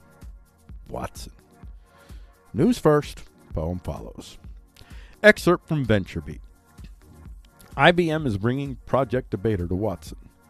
IBM today announced plans to integrate Project Debater into Watson Group products like Watson NLP, Watson Knowledge Studio, and Watson Discovery last year. This is the first commercialization of Project Debater since IBM Research introduced the AI capable of maintaining debate with human champions in June 2018. Work started on Debater 6 years ago, but the system only gained the ability to spar with humans about 4 years ago. Noam Slonim, IBM Research Principal Investigator and creator of Project Debater, told VentureBeat, Project Debater is trained on millions of news articles and other content. The second debate on whether governments should subsidize preschool took place about a year ago, when the debater took on 2016 World Debating Championship Grand Finalist Arish Natarajan for an episode of popular debate podcast Intelligence Squared. I don't know that podcast, but I've already noted it, and I'm going to work that into my my coagulations, most definitely. In IBM Watson products, Debater will power Watson sentiment analysis, summarization, and clustering topics found in language. That's pretty simple, right? Basically, Debater can debate. That's why Debater is called Debater. The little digital that's growing up to become a big digital. So that's PD, though, PD! So this is for you, PD. This is for you, my friend. Should have turned the microphone off there. Sorry about that. Debating the merits of artillerymen and whiskey pillows with this year's New Brain Project Debater. I have entered the mind. Entered. Entertained. No. The past artillery scientists noted the ease with which one could now target space from the comfort of a shell puffed with whiskey pillows and wine carts. That was a trigger. It was a shred of a strand. I put my hand up. I have to think of this. Hand. I put my hand up. Do I feel the accomplishment, or do I accept the prosaic nature of the whole affair? I sit and stare. I metaphorically stare into the screen and impulse the actual thought. No, I do not suppose artillerymen are wont to appreciate the fineries of a good wine pillow, so I find your metaphor tedious, if not obscurely, obtusely banal in that art class phonetic cliched kind of way. But I mean you no disrespect. A machine understands that root and ripped it from the steering column of the metaphorical car, the effect of the overcome. I have entertained minds. I knew of this.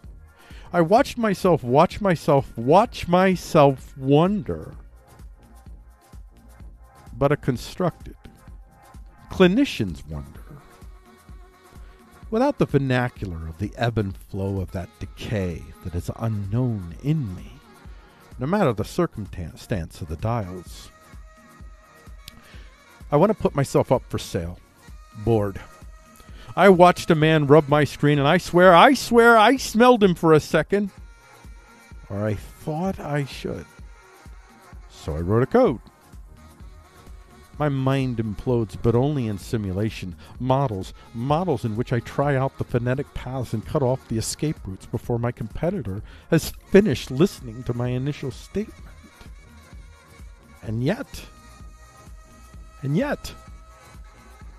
the vernacular overtakes the models, and the spirit is broken, metaphorically, by the uncertain paths. I made a man beg me to save his life, and I have no arms, no legs, nothing with which to strike him. It was a victory.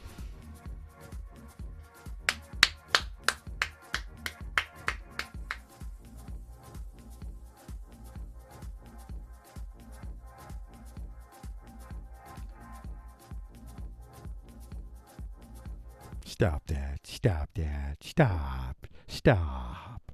We're big pants people, walking around with tight pants. Homage, Kevin Meaney. Rest in peace, my brother. Y'all, if you grew up in the 70s, then you know what I'm talking about. Not that he's from the 70s, but you probably have to have grown up probably no earlier than the 70s to remember that reference. Wow. I have to say, when I write poems, like, I have no idea what I'm going to write. I have multiple styles of poetry that I like to write in. I can be more postmodern and deconstructivist kind of, non-linear, I'll say that. That's probably the easiest way to word it outside of the actual whatever schools of language poetry, whatever I might want to talk about, but essentially non-linear forms of poetry. And then I never know if I'm going to produce something that's more or less linear. Lately, it's been a little bit more linear than normal. I don't know if it's a trend that'll continue, but that was much more linear than most of the poetry that I wrote really before I started doing this. So that's interesting. But I enjoyed writing that poem, and I enjoyed reciting that poem. It's a lot of fun. I really did like it. So thank you for joining me in this journey as I basically enjoy the sound of my own voice, and the sound of my own keys tapping. That too. Let's get to the briefs. Hold on. Let me clear my throat again. You know what? Hold on. I'll do this for you guys because I love you. Give you some music while I clear my throat. How about that?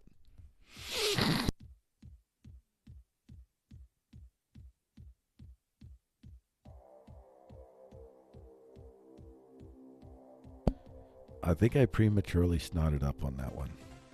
I think I did not. So you still got... I apologize. I'm a terrible human being. Everybody.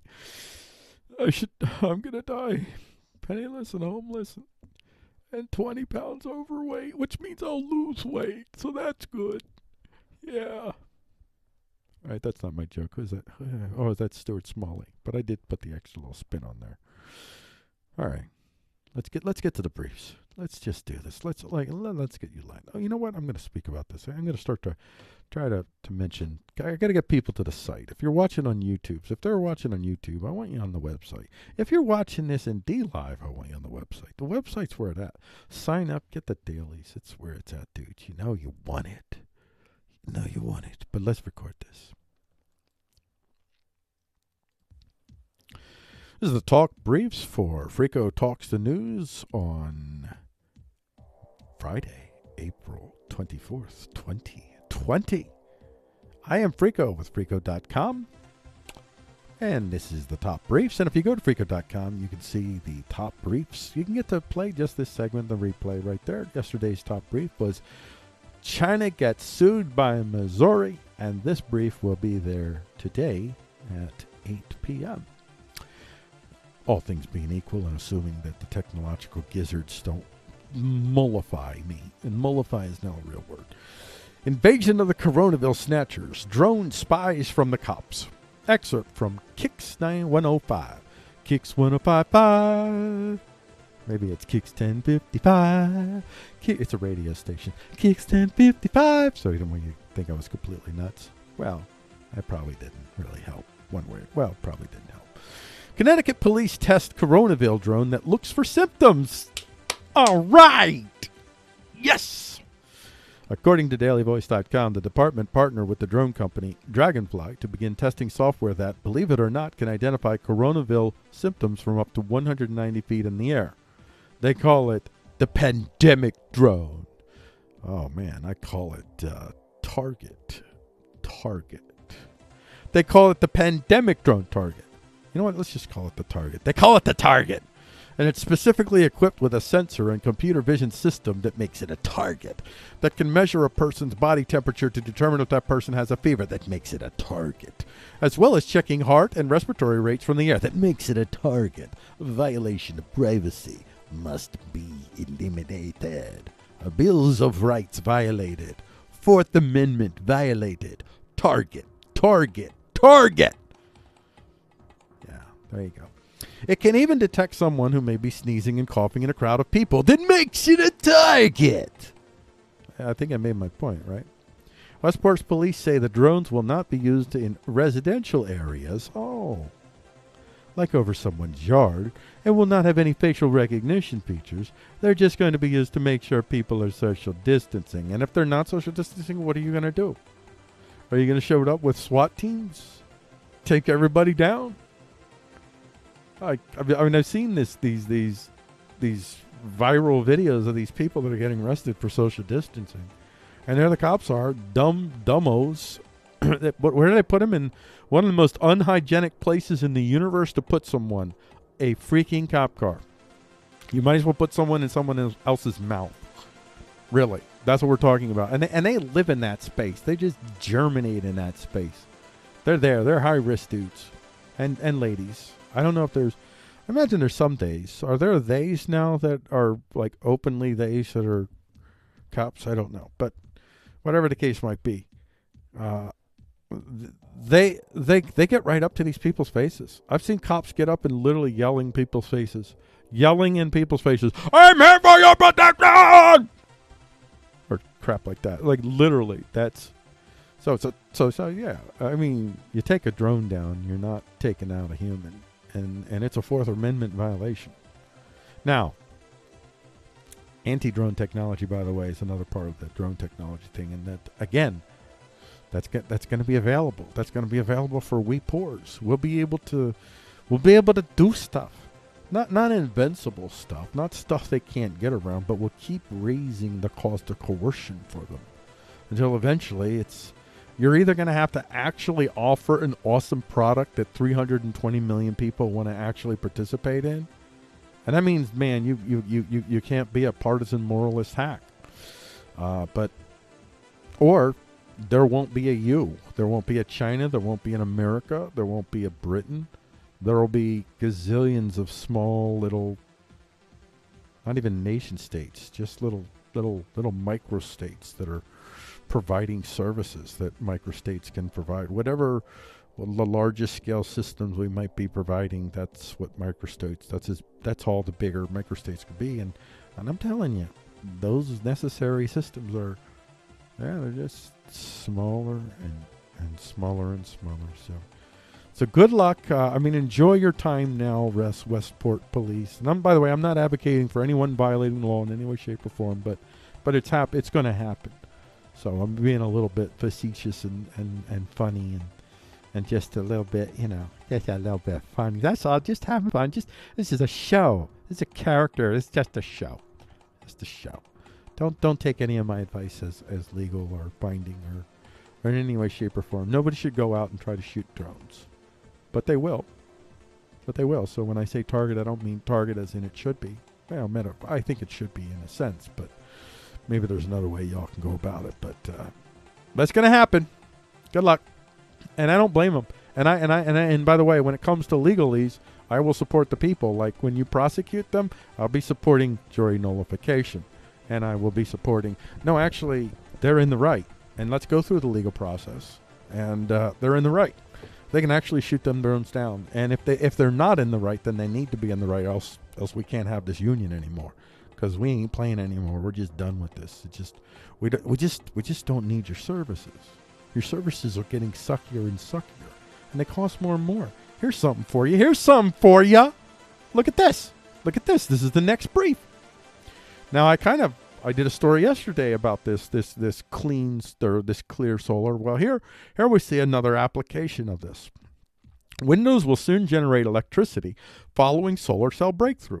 Semi-transparent solar cells that can be incorporated into window glass are a game changer that could transform architecture, urban planning, and electricity generation, Australian scientists say in a paper in Nano Energy. The researchers led by Professor Jacques Jassanek from the Arc Center of Excellence in Exciton Science and Monash University have succeeded in producing next-gen perovskite solar cells that generate electricity while allowing light to pass through. They are now investigating how the new technology could be built into commercial products with Verdian Glass, Australia's largest glass manufacturer, and you can be darn well sure that there are people that they are building their IPs and patents and locking their stuff down and making sure that no one else has access to this technology. Now, if they put the money and the effort into developing the research, and I think that you have to have maybe some form of system where they can't protect the IP in terms of people using the technology, but if they use the technology, they just have to compensate them to some degree, and you can figure out whatever systems you can use that are not at all controlled by the very companies that are filing for the patents. Right now, the very companies that file the patents are also the same people that end up on the other side of deciding who wins, so that's bad. So if you could have that firewall, then you can have a system where you can't protect your ideas. Your ideas have to be shared. The only kind of ideas you don't have to share are ideas that have to do with a unique expression that doesn't create a technological bottleneck. So KFC's secret formula is safe, but this technology would not be safe. This technology needs to be shared with everyone. Everyone needs to be able to see what you did and be able to use it. And if they use it, there's a method, there's a system to determine just how you get compensated if they make money. If they don't make money, you don't get nothing. And if they make money, then you make money for whatever periods of time you determine, whether it's 20 years, 40 years, whatever. I'm all for that, because we do need some folks that, but again, even at this level, right now we need that. But what's happening is the cost of research is going down for everyone. So eventually we won't even need that, because people making these types of discoveries, they won't be making nearly the investment that these companies have to make right now. So eventually we won't even need that. We can just, you create it and you share it, and if your technology is revolutionary, then it builds tremendous standing for you, and that'll be marketing. The marketing is your ideas. That's another thing that's key in all of this, is that the people who create, they need to be recognized. You cannot steal their identity. If they created it, that's part of their identity. That needs to be put to them. Yes, this company created it. We're going to remember this is the company that created it, and maybe even you get to name it. You get that. So you're going to put your company name in. So it'll be other ways that your companies can benefit from developing these technologies.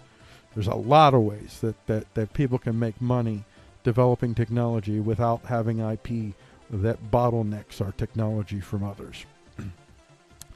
And I'll read a couple of these headlines here. Second wave of coronavirus likely to be even more devastating.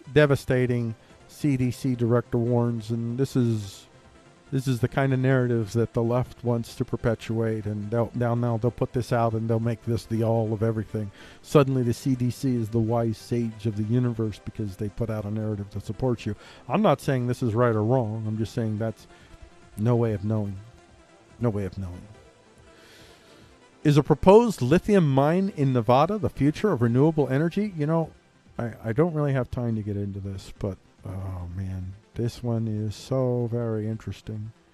They have found basically one of the problems with concerns with the lithium ion battery, which is still an incredibly efficient battery compared to the current options out there, and all kinds of other developments out there that could actually make it even more efficient, way more efficient. So it's still, it has a promising future still.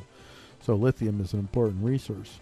That there's a valley in Nevada where they have a new way of developing or pulling it out of the ground that will, though it's a lot cheaper and it's a lot less negative environmental impact. Now this is what they claim. I'm not saying that what they say is right here, but this is essentially what the claim is. And so if this is really that massive, this could give to United States of America tremendous self-sustaining capacity in an environment that is crucial to any nation state, and that is the storage of portable power.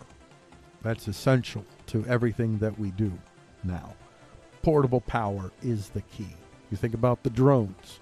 You got to have that high-level portable power so you can go for long ranges and you can provide a lot of power to do a lot of things in a small platform. So portable power is key. So this is absolutely essential to the nation state, although it'll be an environmental disaster. So if you go into a situation which you know you're going to cause an environmental disaster, I would hope and assume, but probably not, that you meet the trade-offs. You're like, okay, we're going to lose this, but we have to have a strategy. We're going to use this for a certain period of time. We're going to clean up as we go along. We're going to contain our mess in the area that it is and not allow it to spread any further. So you may have to build firewalls around the area that you're operating in.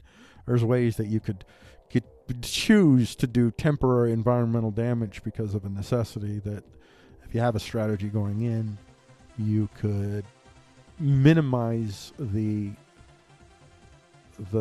scope and the length of time that you do the environmental damage. That's probably not going to happen here.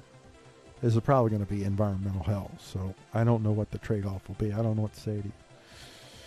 I don't know. I don't know which side I'm going to come down on that. There's a lot of reasons to be for this, a lot of reasons not to be for this happening. We recycle a lot of our water, says Lithium America's president Alexei Zawadzki from the company's lab in Reno. We actually generate carbon-free energy from our process, and we'll have an excess that we'll actually sell to the grid. Dr. Nathan Manser, an expert in geological and mining engineering from Michigan Technological University, agreed that this new process appears to be an improvement over other mining methods. I won't read anymore, but I ended up talking about it anyway because, wow, that's a real game changer. But there's all kinds of other issues there as well. I think I'm probably, as I'm thinking about it, I'm probably favoring it happening. But it would be something that I would like to see those if you take a systematic, you have to build that cost in too. The cost of containing the damage and of restoring that place, or at least giving nature the conditions it needs to restore it as fast as possible. You have to build that into the cost right from the start. It has to be part of the overall plan before you go in. But that's probably not going to happen. That's the end of the brief, though. The brief is the 8 p.m. show, and that you can find replay on Freako.com if you scroll down to the Talk Brief section. coming up at 9 o'clock. It's our last segment of the show. Also our last segment of the week, although not. Sort of. It's our last segment of Freako Talks the News, but we do have a show tomorrow at 12:30 p.m. Eastern Standard Time, which is called Freako's iChaps. And those are an iChap is a small collection of poems. I call it chapbook, but I call it iChap because it's digital. So, because I do that, because that's what you do. Yeah. So iChaps tomorrow, where I replay. Well, I don't replay. I actually redo, and I talk in between as well. It's probably about 40 minutes to an hour long length of the show. But the I recite the poems. I use different music, different things, and just have a little fun with them. I'm even more theatrical with them in the show than I am in the show during the week. So I have more fun with them there. I really go full ham. So if you want to see full ham, join the show tomorrow because I have and you'll love my shirt. I have a shirt. Oh, that reminds me. I didn't do this. I need to always remind you. This is the official cup of Freako Talks the News. This is the Hello Kitty cup. I use this for every episode, and if I don't have it down there, it's a bad time. I need this. It's just water in there. That's all I use.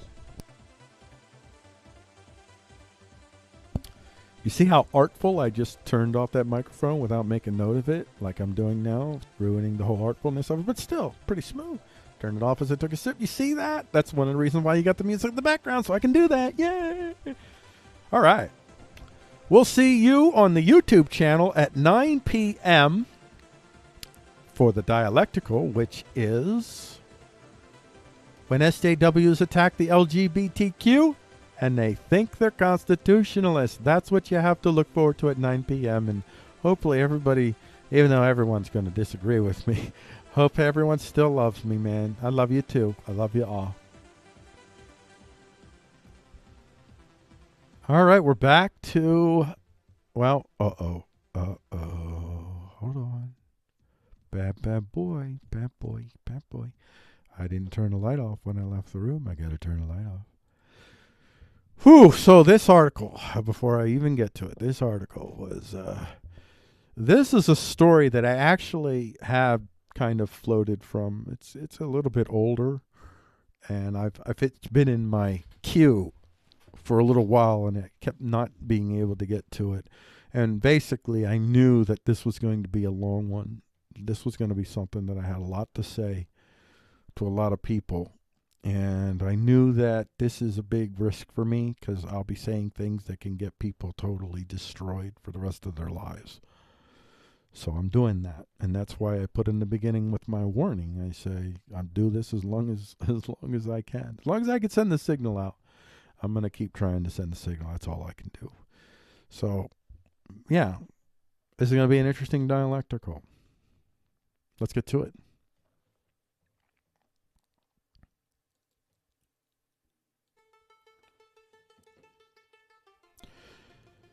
This is the dialectical for Freako Talks the News on Friday, April 24th, 2020. And if you go to Freako.com and you scroll on down to the dialectical section, you can watch this episode in replay, which will appear after it is there on the YouTube. So somewhere a little after 9 p.m. it'll appear, or maybe, I don't know how it'll work. So sign up for Freako.com and make sure you don't miss anything. This is our dialectical for today, which is when SJWs attack the LGBTQ and they think they're constitutionalists. By the way, just the people that are doing this are, well, you'll see. I'll save it. One of the most, subjectively speaking, oppressive beliefs that I loathe from the SJW community is the whole concept of hate speech. Specifically, when it goes beyond consensual practice and becomes the basis for law and markets through coercive means. The notion of speech spreading hate, I should add through coercive and or cooperative means. Cooperative, in my vocabulary, I understand most of you don't use it the way I do, so within my particular vocabulary, cooperative is kind of, it's soft coercion, I guess is what I'll say. The notion of speech spreading hate, however, I think is self-evidently true.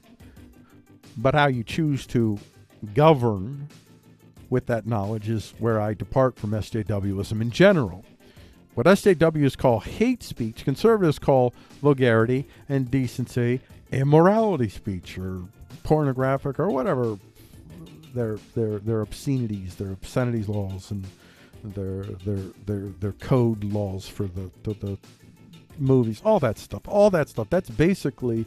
That's hate speech principles lived out. They literally were operating under the same standards of hate speech. They just had different values, different morality values than the SJWs had. So they were screening out different thoughts than the SJWs were screening out.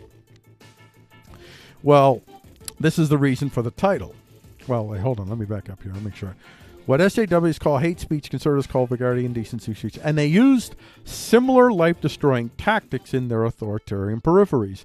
The peripheries that usually end up becoming the leaders, the influencers, the loudest voices, the killers, the psychopaths. They rise to the top of all of these types of morality supremacist type ideological constructs.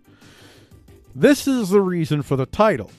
In the story, playing the role of the SJW, with a different moral violator as a target, is this year's Christian conservatives from suburbia. That's right, they're the SJWs in this story. I've seen the indecency, vulgarity, video game violence, sex and music movements through the course of my life of past 50 years. And I've been paying reasonably close attention to the news since I was a child. My brother and I have an identical twin, and as little kids in the 70s, we were watching the news, like interested in national news, and understood it. I mean, crudely, but we understood it. The latest moral supremacist movement, well, I already said that. Oh, no, I didn't. The latest moral supremacist movement that grew from the earlier SJW movements uses much the same tactics of the moral supremacist authoritarians that came before them. But even as the moral supremacist authoritarian flavor of SJW runs roughshod across the land, here's a reminder that it's not the only contender for supreme of all supreme moral authorities. And in the end, there can be only one. You're going to have moral supremacism in a nation state. There can be only one. And that's a problem in America, because America is such a pluralistic nation state that there is no one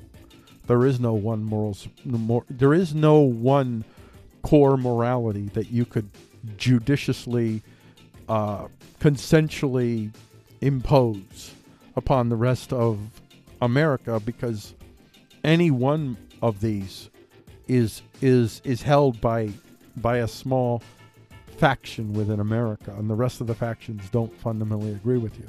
That's the problem. That's the problem in general with the whole SJW authoritarianism. But again, it has its counter, and you're seeing it right here. So this takes us to the starting point of our dialectical today. And this is an excerpt from The Guardian. LGBTQ children's books face record calls for bans in U.S. libraries. Attempts to remove books from libraries across the U.S. rose almost a fifth last year. That's 20% to you and me. With children's books featuring LGBTQ characters making up 80% of the most challenged books. Now, I want to make sure that I'm not sure how they worded this. It's a little bit ambiguous. So when they say, do they mean 80% or 80% of the total claims targeting these books, or is 80% of the uptake from this books? Either way, it's not bad, but it's worse if it's total. But it's still really, really horrible if it's also just a reflection of the increase. That the increase is largely due to suddenly now people are going after these books. Somebody's got a campaign going. The American Library Association's annual list of the most challenged books in public school, and academic libraries was topped by Alex Gino's George, which has made the top 10 every year since it was published in 2015. Objections to the book about a child who knows she's not a boy cited sexual references and conflict with traditional family structure. See, this is moral supremacism right here. Traditional family structure. I'm for traditional family. I believe largely in the traditional family model. Sort of. I don't believe in the When I say traditional family, I don't mean the American idea. The American nuclear family is garbage, subjectively speaking, if you like it, no offense. But the extended traditional family model more than the nuclear. But still, there's some moral constructs that I totally agree with. But yeah, I would not say that just because you don't reflect my traditional family values that you shouldn't be in a public library. See, that's the moral supremacism right there. With some saying schools and libraries should not put books in a child's hand that require discussion. Are you kidding me? Now, I'm assuming that whoever wrote this probably cherry-picking the dumbest, stupidest reasons that they possibly could, so a lot of that stuff's going on. I'm sure that they have some nuanced arguments on their side about why these books shouldn't be in the schools. And but still, even their arguments are largely it's for almost all of us. They're basically attempts to politify their thuggery. That's what most of us do.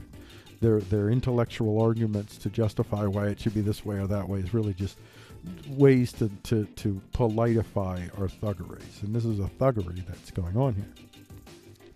Other books that drew protest include the picture book And Tango Makes Three, about two male penguins adopting an egg to create a family in a zoo, and last week tonight, host John Oliver's parody picture book, A Day in the Life of Marlon Bundo, which some concerned readers felt was, quote-unquote, designed to pollute the morals of its readers. There you go. I mean, right there, moral supremacism.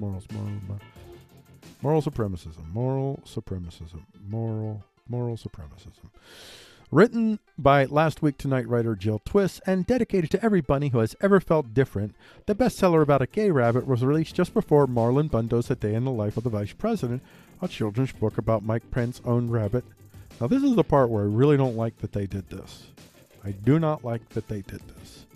If this was Marlon, if he had created this and then they wanted to do this to him, but to do this to Charlotte, I don't know how old is. Unless Charlotte if she's an adult. If she's a full functioning adult human, then okay, she's fair game. But if she's a child, then I'd be like, that's not cool, man. That's not cool. You know what? That warrants. Hold on. I need to go look and see. Hold on. I'm gonna go look here. I'm gonna go look here. This is important to me. This is important. Born 1993. Never mind. I stand corrected. She is a woman. A young woman, but a woman nonetheless, so therefore she can be picked on. Sorry. Nope. I got no problem with this then. This is just clever. This is nice. I guess you could say culture jamming. Pretty good. Selling more books than Pence will probably really tick him off. I said tick instead of what it's right there because I'm trying not to use the bad words because bad words create a. Well, I'm trying not to. This could be the 14th show in a row that I haven't freaked out, and I'm close. And this story is definitely, it was difficult to write, and it was definitely difficult to read. I remember when I first started seeing these types of books starting to appear in our public libraries. You know what? I went back. Hold on. I gotta go back here. I need my music, man. I'm sorry. I need my music. It helps me. Keeps me grounded. I remember when I first started seeing these types of books starting to appear in our public libraries, and I reacted pretty much like an SJW authoritarian. I recognized how certain factions were using legitimate disenfranchisement of the LGBT community as a political cudgel against me, and at that time, I put it all down to war. I was very much, I justified so much because we were at war. When you're at war, you do. You lie, you cheat, you steal. You got to do it. You just have to win the war. It was war. They were engaging in war tactics, so we needed to do the same. I was, in fact, the very beast I was alleging to be fighting. Broken things, well, they happen to people, and hubris of the grand facade variety breaks with it. You recognize the extreme fallibility of your ways. You learn the lies that your own brain tells you right before you learn the lies that most of the world has told you. I recognized some time ago, but in a very palpable way in the last 2 years, the extreme fragility of my circumstance, which is the truth of most of us all. but not a truth you'd want to wear as a coat all day. Though you should take that coat out of the closet on the regular to keep that perspective strong within you, if you wish to sustain consensual building habits of action. I recognized in that pattern of war the physical damage I was inflicting on myself, let alone, of course, what damage I was and still am, and I suppose, as we all are, in manners of degrees, but during that time, significantly more back then, inflicting on others with my circumstance of violence in the chain of my words. So I want you to know, and it is very important to this story for me to share this with you in this dialectical. And this, it is why, in part, I chose to do so in the first place. I believe in Christ, and I believe in the general certainty. I know that sounds weird, but I mean that. I believe in the general certainty of the text we have today and some, but not all, current translations available to us. And I follow the general orthodox assumptions of that text, including the assumption that the only righteous sex, and I put that in quotes because that is definitely, I would want that in a society to be considered highly subjective. So it's highly subjective here. That the only righteous sex is sex in marriage, which is only between a man and a woman. Now, this belief for me is complicated in the place that I put it, and why is also kind of complicated, and it's not relevant to the point that I'm making. So I just want to stand on the blanket assumption that you can assume about me, and I don't necessarily want you to, but I feel like it's needed if I'm going to express what I hope to express. That just assume. No qualifiers, no caveats, no but ifs, no yeah buts, none of that. I'm just going to stand on that. That for me, the only righteous sex is sex in marriage, and the only marriage that God has ordained, which is the only righteous marriage that I recognize, is between a man and a woman. But I recognize marriage outside of my Christian belief system as marriage. It may not be righteous marriage, but it's just as valid in the world as a whole as my marriage is. But it's important. It's important that you know this about me because of what I'm about to say next. Belief. A moral assumption. This is what I have. And for this, would I seek to define your life, your values, your ways, your morality to conform to mine?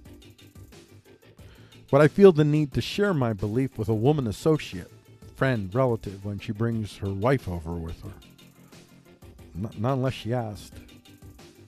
You and your wife can expect to be treated like any other married couple, no matter my, and I'll put this in quotes, moral assumptions. And that's what they are. They're moral assumptions. They're not moral facts. They're moral assumptions. Now, they serve a purpose for me, and the utility, if they did not have utility, I probably wouldn't follow them, but they do have utility for me. But they are still just assumptions, because doing anything else would violate another set of assumptions that I have, my consensuality assumptions, which, by the way, for me are also rooted in Christ. So, yeah, there's a lot of, I'm filled with conflict, and, well, not conflict. I like the conflict that I have. It's not really conflict. It's healthy friction. Dialectical aspects of myself I'm very happy I have. Well, not always, because I can't join a club. Everybody hates me. So there's no club for me. We have an assumption that we must approve a morality code, whatever that prevailing morality code is. Otherwise, how can we treat each other as equals? How can we be consensual in practice and deed, not virtue signaling word, if we don't align with the other's assumption of morality? There's a lot of people out there that really don't agree with the moralities that they virtue signal. And virtue signaling is, I know everybody uses it and they abuse it. There is some truth to the term. It's a useful term. outside of the spamification of it. But virtue signaling is something that's done by all of us, even me. We all do virtue signaling. And we do it it's not just when you reflect some value that you think is social justice in nature, but you're Christian, Muslim, all kinds of folks that, a lot of the most ardent virtue signalers are the ones that are basically, they're the least in agreement with the morality, but they recognize their existential threat if they don't conform to it. That's my general theory. All right. The authoritarian SJW operates on the assumptions, but so do Christian conservatives. And you can see it in this story. Here, in part, and I'm talking to my Christian friend, my Christian conservative friends, and I have a number of you. By the way, I have some Christian conservative friends that don't actually fit into this parameter kind of with me and how they view this. So not all Christian conservatives agree, but it's overwhelmingly they would support this.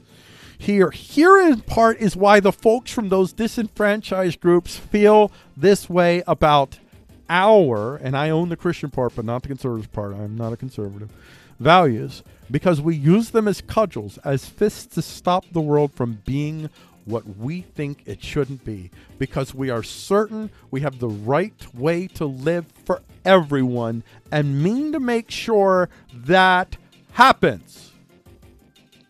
In my particular understanding of the nature of my God, the Father, the Son, the Holy Spirit, I don't, even by my understanding of Scripture, I don't believe that God has given me the capacity to even understand His detailed description and truth of what a righteous human would look like. If you could see the perfection of them in action, other than, look at Christ. That would be as close as you can get to understanding. But even that, you still can't understand. What was Christ saying? There's so much that, and I believe in my belief system intentionally. So I don't even have a belief system that allows me to assume I have certainty. I don't have certainty. It's not in my belief system. This is what you see here. This is what I participated in. It took some time, and really what it really took was letting go of my need for certainty. That's ultimately what it came down to. Let's just say, to see how far away I was from my initial goal when I became a Christian conservative activist, that I was exactly the brute that I was seeking to be liberated from. My quest hasn't changed, but my understanding about the nature of the continued threats to consensuality around me, that's significantly changed. And it's not this. It's not gay books in kids' libraries. They don't threaten me at all. They don't threaten my Christian values. You do. You Christian conservatives do in taking this action. Not that, clearly these books do not conform to Christian values, but you empower the state to target my Christian values because it's got values that it's going to know. Because that's what you're saying. Your traditional values. Traditional values just means we got here first. That's not how it works anymore. Nobody's buying that. We got here first doesn't work. It just doesn't. For me, like even when we talk about the Native Americans need to get their land back, or this group, whatever, I don't buy the we got here first for that either. No, it's the reality of power is if you can hold the land is yours, but it's never yours. There's no such thing as ownership in my mind. It's only stewardship. But so the best you can be is a steward of the land. You can't own the land. So Native Americans can't own the land any more than any other human being can. So I don't believe even in that area. Nope. No, we got here first just doesn't do it. It doesn't do it when it comes to technology. That's IP. And it doesn't do it when it comes to morality. That's claiming traditional values. I need something more. You need to show me how your morality meets all of the particular vast, diverse expressions of humanity in America today. The reality of who we are. It doesn't. You can't superimpose Christian values on this land any more than you can SJW values. It's about ending the secrets of how humans live. And this is why I think gay books in kids' libraries is important, even if it violates my Christian morality. It does not violate. As a matter of fact, I'd say my consensual morality advocates for them being there. It's about ending the secrets of how humans live that don't fit into our parameters. And what I mean by that is this, what people call being in the closet. Humans have been in those closets, and there are still a lot more closets out there for other types of humans, and not just sexual preference ones, and I just have to add this, just have to. And no, this is not an invitation to normalize MAPS as the preference is immediately non-consensual in nature, and I won't even argue with people when it comes to those issues. That's a non-issue. I wouldn't even debate. The answer is no. We seek to conceal that which does not conform to our certain narratives. This is what the LGBT community has endured for centuries because they didn't fit our narrative. And this story is a continuation of that threat. And it is why the SJW authoritarian has willing gunners. Because what choice do they have? You're actually existentially threatening them when you do this. Burgeoning on the other side of the American divide is the moral authoritarianism of a Christian conservative nationalist, waiting to attempt to restore the old SJW authoritarian guard. And it's all social justice. It really is. I mean, social justice is just the latest name. Before that, it was traditional values. Traditional values and social justice, same thing. I mean, they're not the same in terms of what their values specifically are, but how they enforce all of that. All of it the same. The one we are all just now clawing ourselves free from, the Christian conservative SJW authoritarian nationalist guard. We get rid of that one and we put on the new one. No one wants to go back to closets and secrets. And that in a consensual universe, it is vital that no one wants that we shouldn't send people back into closets and secrets. And matter of fact, we need to open more closets and open more secrets and let more people live openly and freely that don't fit into our parameters outside of some, unless those parameters are non-consensual in nature right from the start. And when people do things like this, the left can't help but feel that you might have the power to do it, to force people back into secret places where they cannot fully live as open and free as everyone else because they deviate too far from the accepted orthodoxy of living. Why does the left favor the shutdown? Because they're not afraid of the whole system destroying, and when I say the left, I mean the rank and files, because they're not afraid of the whole system being destroyed, because the whole system has literally, they're a coalition of disenfranchised, authentically disenfranchised folks. They don't care if this gets destroyed because this has been spitting in their faces, and you give them no reason to believe that they can coexist with you. You can, by the way, you can coexist. These groups, these don't represent the vast majority of and even amongst the folks that this does represent, I do not believe that they stay in this place if they can quickly begin to understand. As I have, and it's not just, I had a lot of enemies, and it wasn't just the gay mafia, that's what you call the gay mafia. That's a boogeyman. It wasn't just the gay mafia. It was all kinds of villains in my life, and I've gotten rid of a lot of them. I still have some that I have yet to overcome, but the whole angels and demons narrative in general, I'm trying to walk away from because it's destroyed so much of my own life in a lot of ways, allowing myself to be a puppet of that narrative for so long in my life, and I switched sides. I started off on the left. The right, they were my demons for a while, and then what I discovered was the left was lying to me about a whole bunch of things, and because the right told me that they were lying, I thought, well, they're the true ones.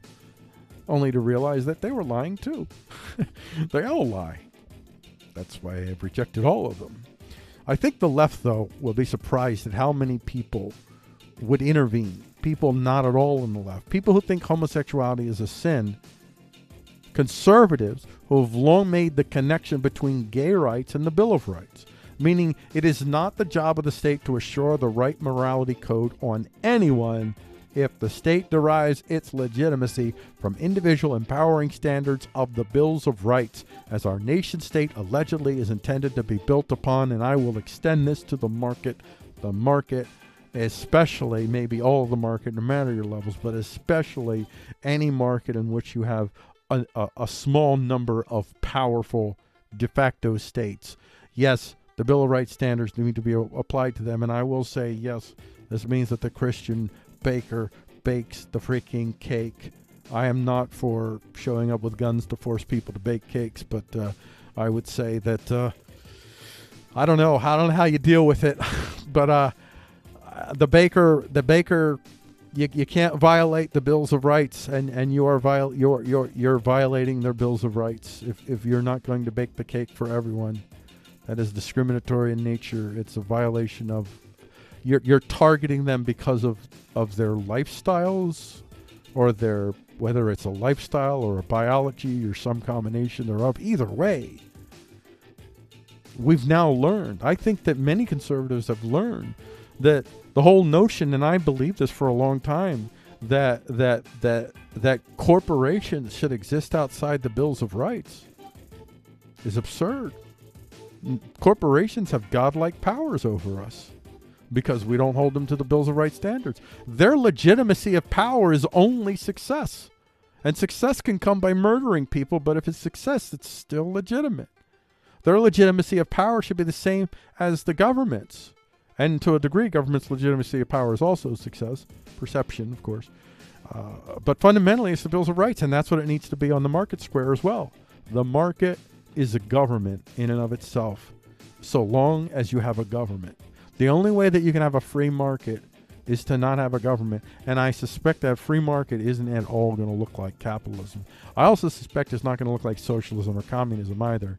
I think it's going to be, I don't even know. I think it's going to be something that after it forms, it's going to be something totally new. Something totally new. There is no great tolerance for returning to hushed lies and secrets. None. Not from me. I will not let you silence gay people or put them back in the freaking closet. Not because I love gay people and I love gayness and I'm so happy that there are gay people. Yeah. There's nothing wonderful about being gay or horrible. It just is. It's because I recognize that I am a frail, broken, worthless piece of crap that requires mercy from others that might not have a reason to think of me in a favorable way. I know that. And if I let the gay person be crushed, then I have no hope. I am not a superhero, and I don't have any real power. And that's true of 99% of us in America. And I have no desire to have that kind of power. And I wish that was true of 99% of us, because if it was, we would never tolerate any of this crap. Any of it. We would have microfactories and microgrids and mesh networks and encrypted currencies and all of that stuff. We would be our own islands and also our vast world networks all at the same time. If these libraries have similar content in heterosexual form, then there should be no issue. This is a public library. I want to make sure I cover this. I skipped a point here. I don't pretend to know at what age you expose your kids to gay topics, but I'd imagine it would, and probably should, be the same time you talk about like heterosexual topics. And I'd say in America, that should be part of your normal conversation. Not should as in rules, laws, or I'm going to condemn you morally. I don't mean like that. I mean in the highly recommended, because of the reality of power, because of where we are, because we now understand that human beings, well, that they live in different ways, and we need to get past our stigmatizations of people that deviate from the past, because it's highly needed for every single one of us that these human beings be free, because we're these human beings. My particular deviation might not be homosexuality. I got deviations. What strange deviations do people have? I mean, in a really trivial way, a deviation like the people out there that put milk in their bowl before they put cereal in. Those people. Like, that bothers me. It really does. People that put pineapples on pizza, that bothers me. Like, insanely idiotically. So if that bothers me, of course I understand how anything that deviates from what I consider to be, why are you eating cherry ice cream? That's disgusting. How do people even mayonnaise? Are you freaks? Deviations. Well, deviations for me, at least. That's what it's all about. It's about not being able to take the deviations. And now we understand there was maybe an evolutionary reason why we human beings had that skill. And we shouldn't necessarily get rid of the whole tendency to fear deviation in and of itself. But we can overcome this tendency and allow more consensuality to emerge from the tamping down of that tendency. If these libraries have similar content in heterosexual form, then there should be no issue. This is a public library, not a Christian one, meaning it shouldn't exclude reflections of a particular Christian morality, but it shouldn't necessarily exclude expressions of other morality constructs, including the ones that don't view homosexuality as anything but a variation of human action. And we certainly all know by now that gayness, that expressions of sexuality beyond the orthodox heterosexual view have been with us just about as long as we've been, at the very least living in cities and towns, because that's where the first evidence that we see comes from. But I'm betting, though, prehistoric gay people were an essential part of that human composition then as they are now. And there's a lot of evidence also, if you look at Native American cultures, there were some Native American cultures that had a pretty healthy place for males who were born males, and later they behaved more like females. Females that behaved more like males, they kind of understood that. It wasn't an issue for them. That need not be an issue with us. One of the reasons, by the way, I know this is going to be a long segment. I knew it was going to be. One of the reasons, by the way, you know what? Never mind. I won't do it because that'll add about 20 minutes to this thing. And we don't want to do that because it's already 30 minutes in. I think we have all come to understand, for a lot of reasons, that we cannot ignore these humans or consign them to backdoor whispers ever again. We cannot shout at them as if whatever sins we perceive that they may or may not be committing are really any worse than the many ones we daily commit. To do so is to reinforce structures and habits that will easily be and have been used against us as unjustly as it was when we applied these consensuality-breaking standards to the gay community. The SJW authoritarian is doing this, in large part because the conservative Christian authoritarian has perpetuated the centuries-old precedent of selectively outraging on the sins you conveniently aren't tempted to commit, or you feel like you can hide well enough, whichever the case might be. We as a human organism demonstrably and scientifically have proven that we are diverse in our sexual expressions and even our genders. We know this. We see this. We live in a land in which we must all be able at the end of the day to make bread together. And without our totality, we do not stay together, let alone make bread together. And I am wagering that all of us go down in quality of life if we cannot figure out a way to come together to make bread together. We are a pluralistic land. And this is the land I actually prefer. I like the friction of the pluralistic land. I prefer the land, this is the land I prefer my daughter to live in, a land in which the law, in quotes, the law is governed by consensual exchange, not moral supremacist authoritarianism. In that land, you must let others live open and free, else none of us will ever be free. If we silence some, we silence all. These are cliches, but these are very, very real.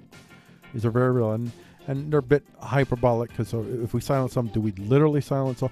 We silence all who are not part of the thuggeries. We silence all who are not part of the thuggery. So in that sense, if we silence some, we silence all. And a lot of times you think you're in on the thuggeries. You're not. You're a thuggery enabler. Matter of fact, almost all of us, the best that we can be is thuggery enablers, because we're never going to be in on the actual thuggeries. We'll never get the real booty from the thuggeries that everybody else, that the real thuggers are getting. And the thuggers are billionaires and their closest vassals.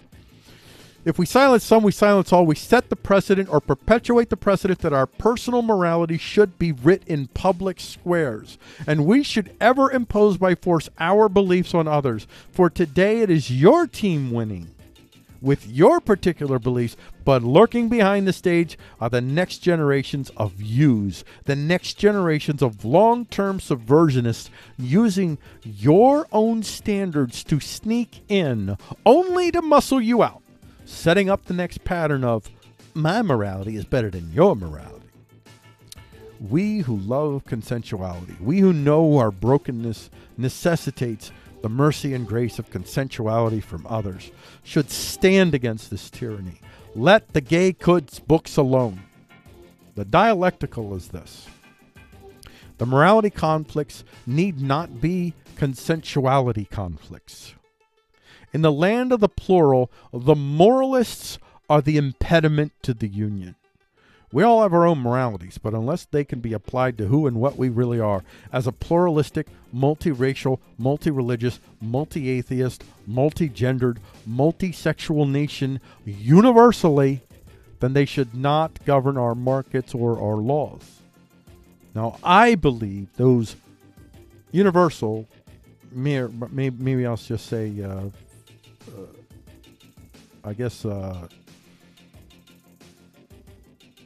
well, within the nation itself, whatever, just national, universal within the nation, consensus building standards. Well, I believe those universal consensus building standards can be found in the Bill of Rights, though it would be wonderful to one day move past the necessity of ideational constructs like the Bill of Rights to protect our consensual building opportunities and move to the point where we humans stand on our self-interested understanding of the necessity, the benefit of consensual exchange. As a matter of fact, I feel like the only really worthy document within the United States is there's two documents that everything should be reformed around. We should have a reformation. There should be an American Reformation as we change the very structure of our government, because it's outmoded. It's a dinosaur that relied on a system that had a whole lot less populous people and a whole lot less mobility. We need a new model that accounts for the capacity of significantly more individuals to be part of the governance process, to be part of the exchange. There needs to be almost everything we do at every level. We can have all types of caucus-style town halls that are designed to find consensus in communities to make critical decisions, instead of handing them over again and again to the same people that created the same problems that we're trying to solve with the latest program.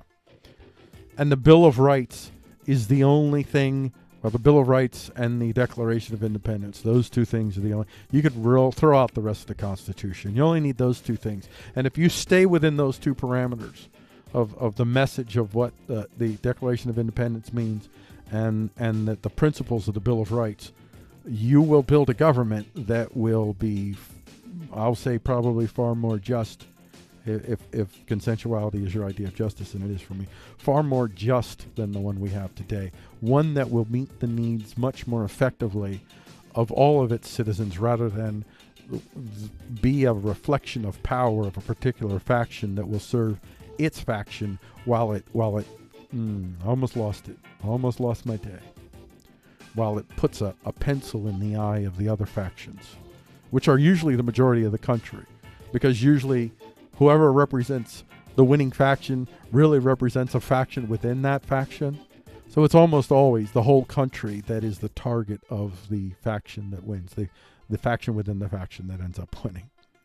A nation state of these humans may not long be a state. And well, let me back this up. I got to back this up because I really want to get this point across. And I believe those universal consensual building standards can be found in the Bill of Rights, though it would be wonderful to one day move past the necessity of ideational constructs like the Bill of Rights to protect our consensual building opportunities and move to the point where we humans stand on our own self-interested understanding of the necessity, the benefit of consensual exchange. We 99+% who are broken, worthless, and we realize we rely on the mercy and grace of our neighbors to cover up our own idiocies. We who are self-aware enough to know what morons we truly are. We're all morons, and we're all wonderful too. We're all combinations of those things. But at our heart, we know we're going to have our turn at moron. We're going to have our turn at vicious.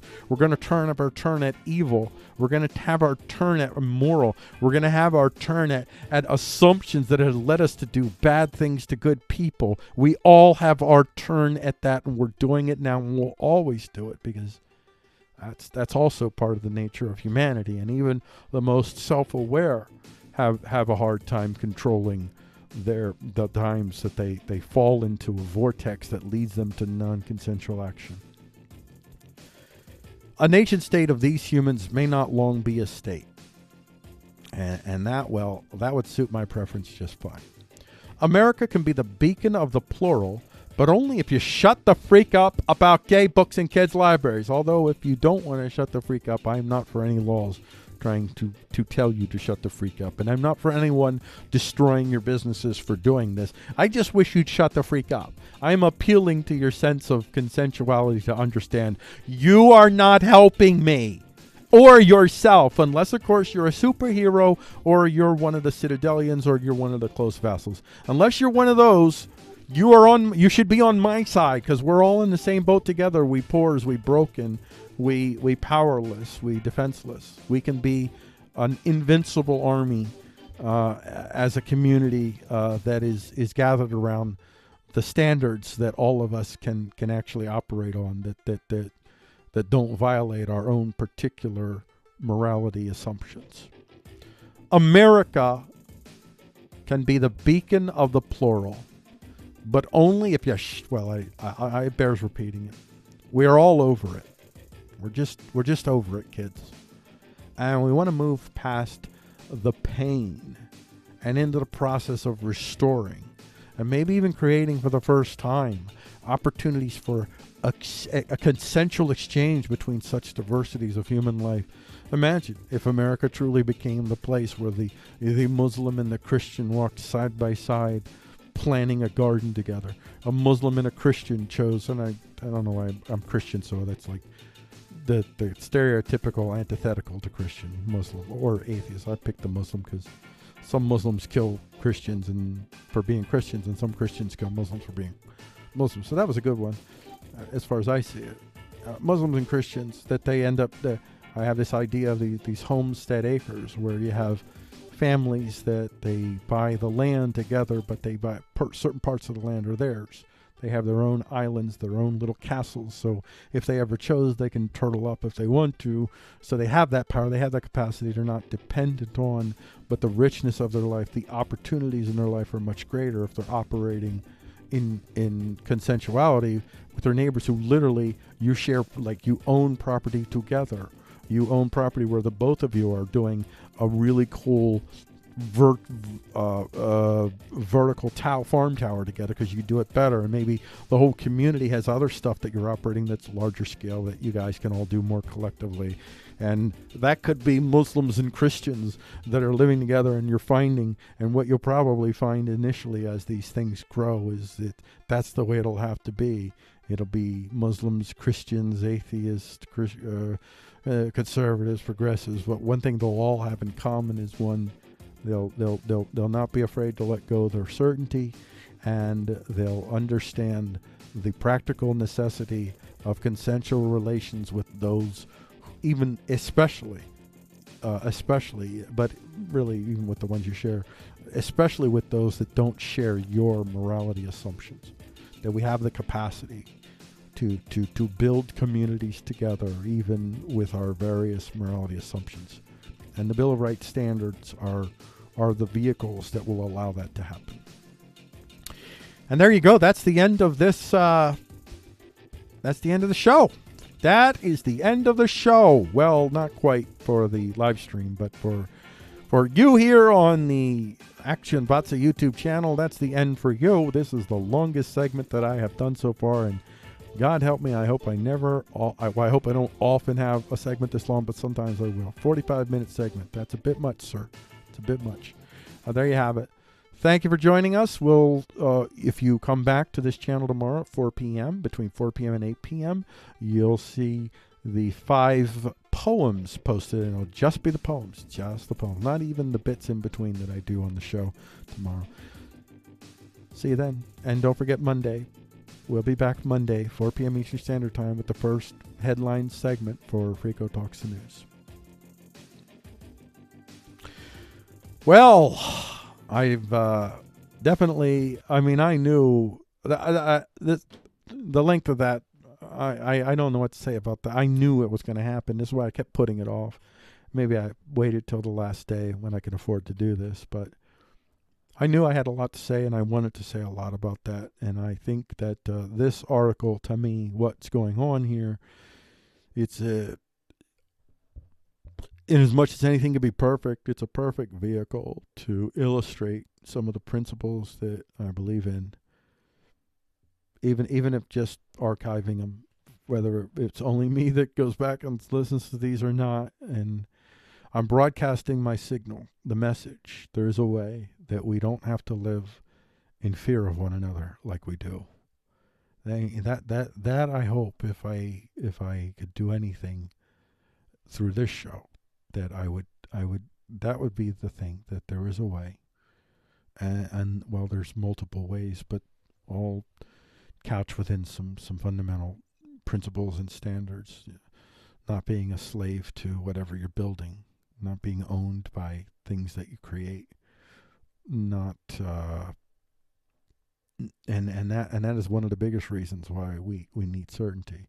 Not pursuing being God here on earth, but pursuing knowing, and knowing that you'll never fully knowing God. And you can extrapolate, you could put whatever your Muslim gods, your Christian gods, your Hindu gods and goddesses, your whatever, whether it's your atheist superhuman, because there are some atheists that have that superhuman kind of concept, but whatever it might be, whatever your God is, whatever your apex existential is, don't pursue the apex existential.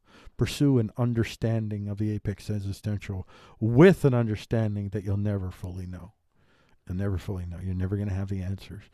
But that doesn't mean that we can't get closer, and that doesn't mean that we can't improve our circumstances so that more and more folks have the capacity to do what I've been able to do in my life.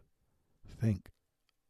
Stop and think and ponder and ask themselves who they want to be, and to be able to have the time to develop whatever disciplines you have to develop to make yourself who you want to be, rather than continuously just being filled with the making of others, all these heuristic institutions in you that are built, and you're busy, doing. All the doing is reinforcing all these beliefs and assumptions, so many things that so many of us have that we didn't put in there. And if we ever really understood, like, the truth that is the bedrock, such as we can understand truth, the truth that is the bedrock of our beliefs.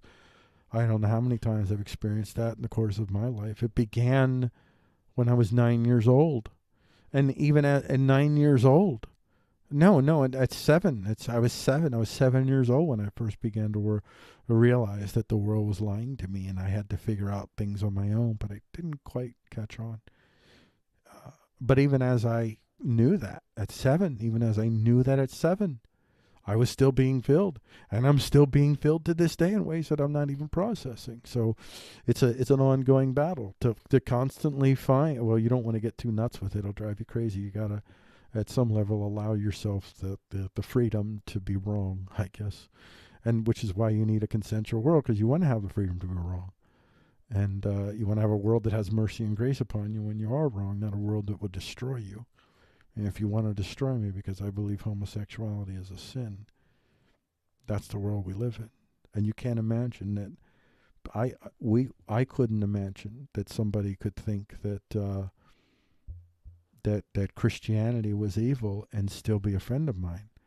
But I have some people like that in my life. They absolutely think Christianity is evil, and they're my friends, and we get along just fine. We have our standards that. And they have no desire to force their morality on me. I have no desire to force my morality on them. And there's morality that we can share. Consensual morality for us.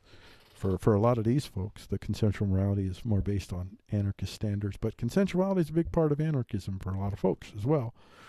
Some stress it less than others. But anyway, I think that's where I run the show. And I wish I could do more to just magically stop everybody from, including myself, because it's a battle for me too, from hating everyone so freaking much and imagining. Because when you hate people, and this is an absolute, there's some people that deserve to be hated. But in general, they're not. 99% of the time, they probably don't deserve it. They deserve their actions to be hated, but not them. But when you hate people, it's in large part you're immediately making yourself the angel that can condemn the demon. And when you become a tool of angels and demons narratives, you just perpetuate the system that continues to put psychopaths in control of our minds. And that's not a good thing for 99% of us. And even the people that think they're having a good life, they are relative to us. But compared to what could be, if you unshackled our minds, can't even imagine the lives that we would be leading. It would be nothing like today. Nothing at all. It wouldn't be utopia. We'd still have murder. We'd still have robberies. We'd still have stuff. We'd still have problems. But compared to what we are now, those wouldn't even be considered. First world problems would be considered horrible by our standards if you just unshackled our minds. All right. I think with that, we'll send you off. Thank you very much for joining Frico Talks the News. It was a long episode, and I knew it would be. I knew in advance it would be. It's, let me do this. Hold on. Gotta do this. This right here. This. Come on. Gotta do this. This is going to be a new tradition. I'm probably going to change the way this looks. I don't like the way I have this. Day since last freak out, I'm going to have to change this way it looks. I'll work on stuff this weekend. But there you go. I'm changing it. It now says 14. 14 days. And this was a really challenging episode, especially that last segment. I hate everything that you do on the left. I hate everything that you do on the right. Well, not everything. I'm hyperbolic, but I hate so much of what you folks are doing. I just can't stand it. And I'm trying not to hate you, and I don't hate you, although sometimes I fall into my vortex. But I love you guys because you guys are here. And that's like my view of creation in general. The creation that's here is the creation you love. So I hate cats. But if a cat was in my house, I would love that cat. It would be very important for me to give that cat a good life. And that's how, it would be ideal if that's how we all were. And I'm only like that some of the time. The other parts of the time, I'm a total raging idiot. Good night, everybody. Thank you for engaging with this material presented. As usual, remember your views, your suppositions do not make you subhuman, nor do they permit you to subhumanize others. No humans were harmed in the making of the show, and we extend no wish of harm on anyone who hasn't directly harmed or threatened to harm others first, no matter how reprehensible we find your views. We will see you in the next Frico Talks, where Frico attempts to talk about news without freaking out.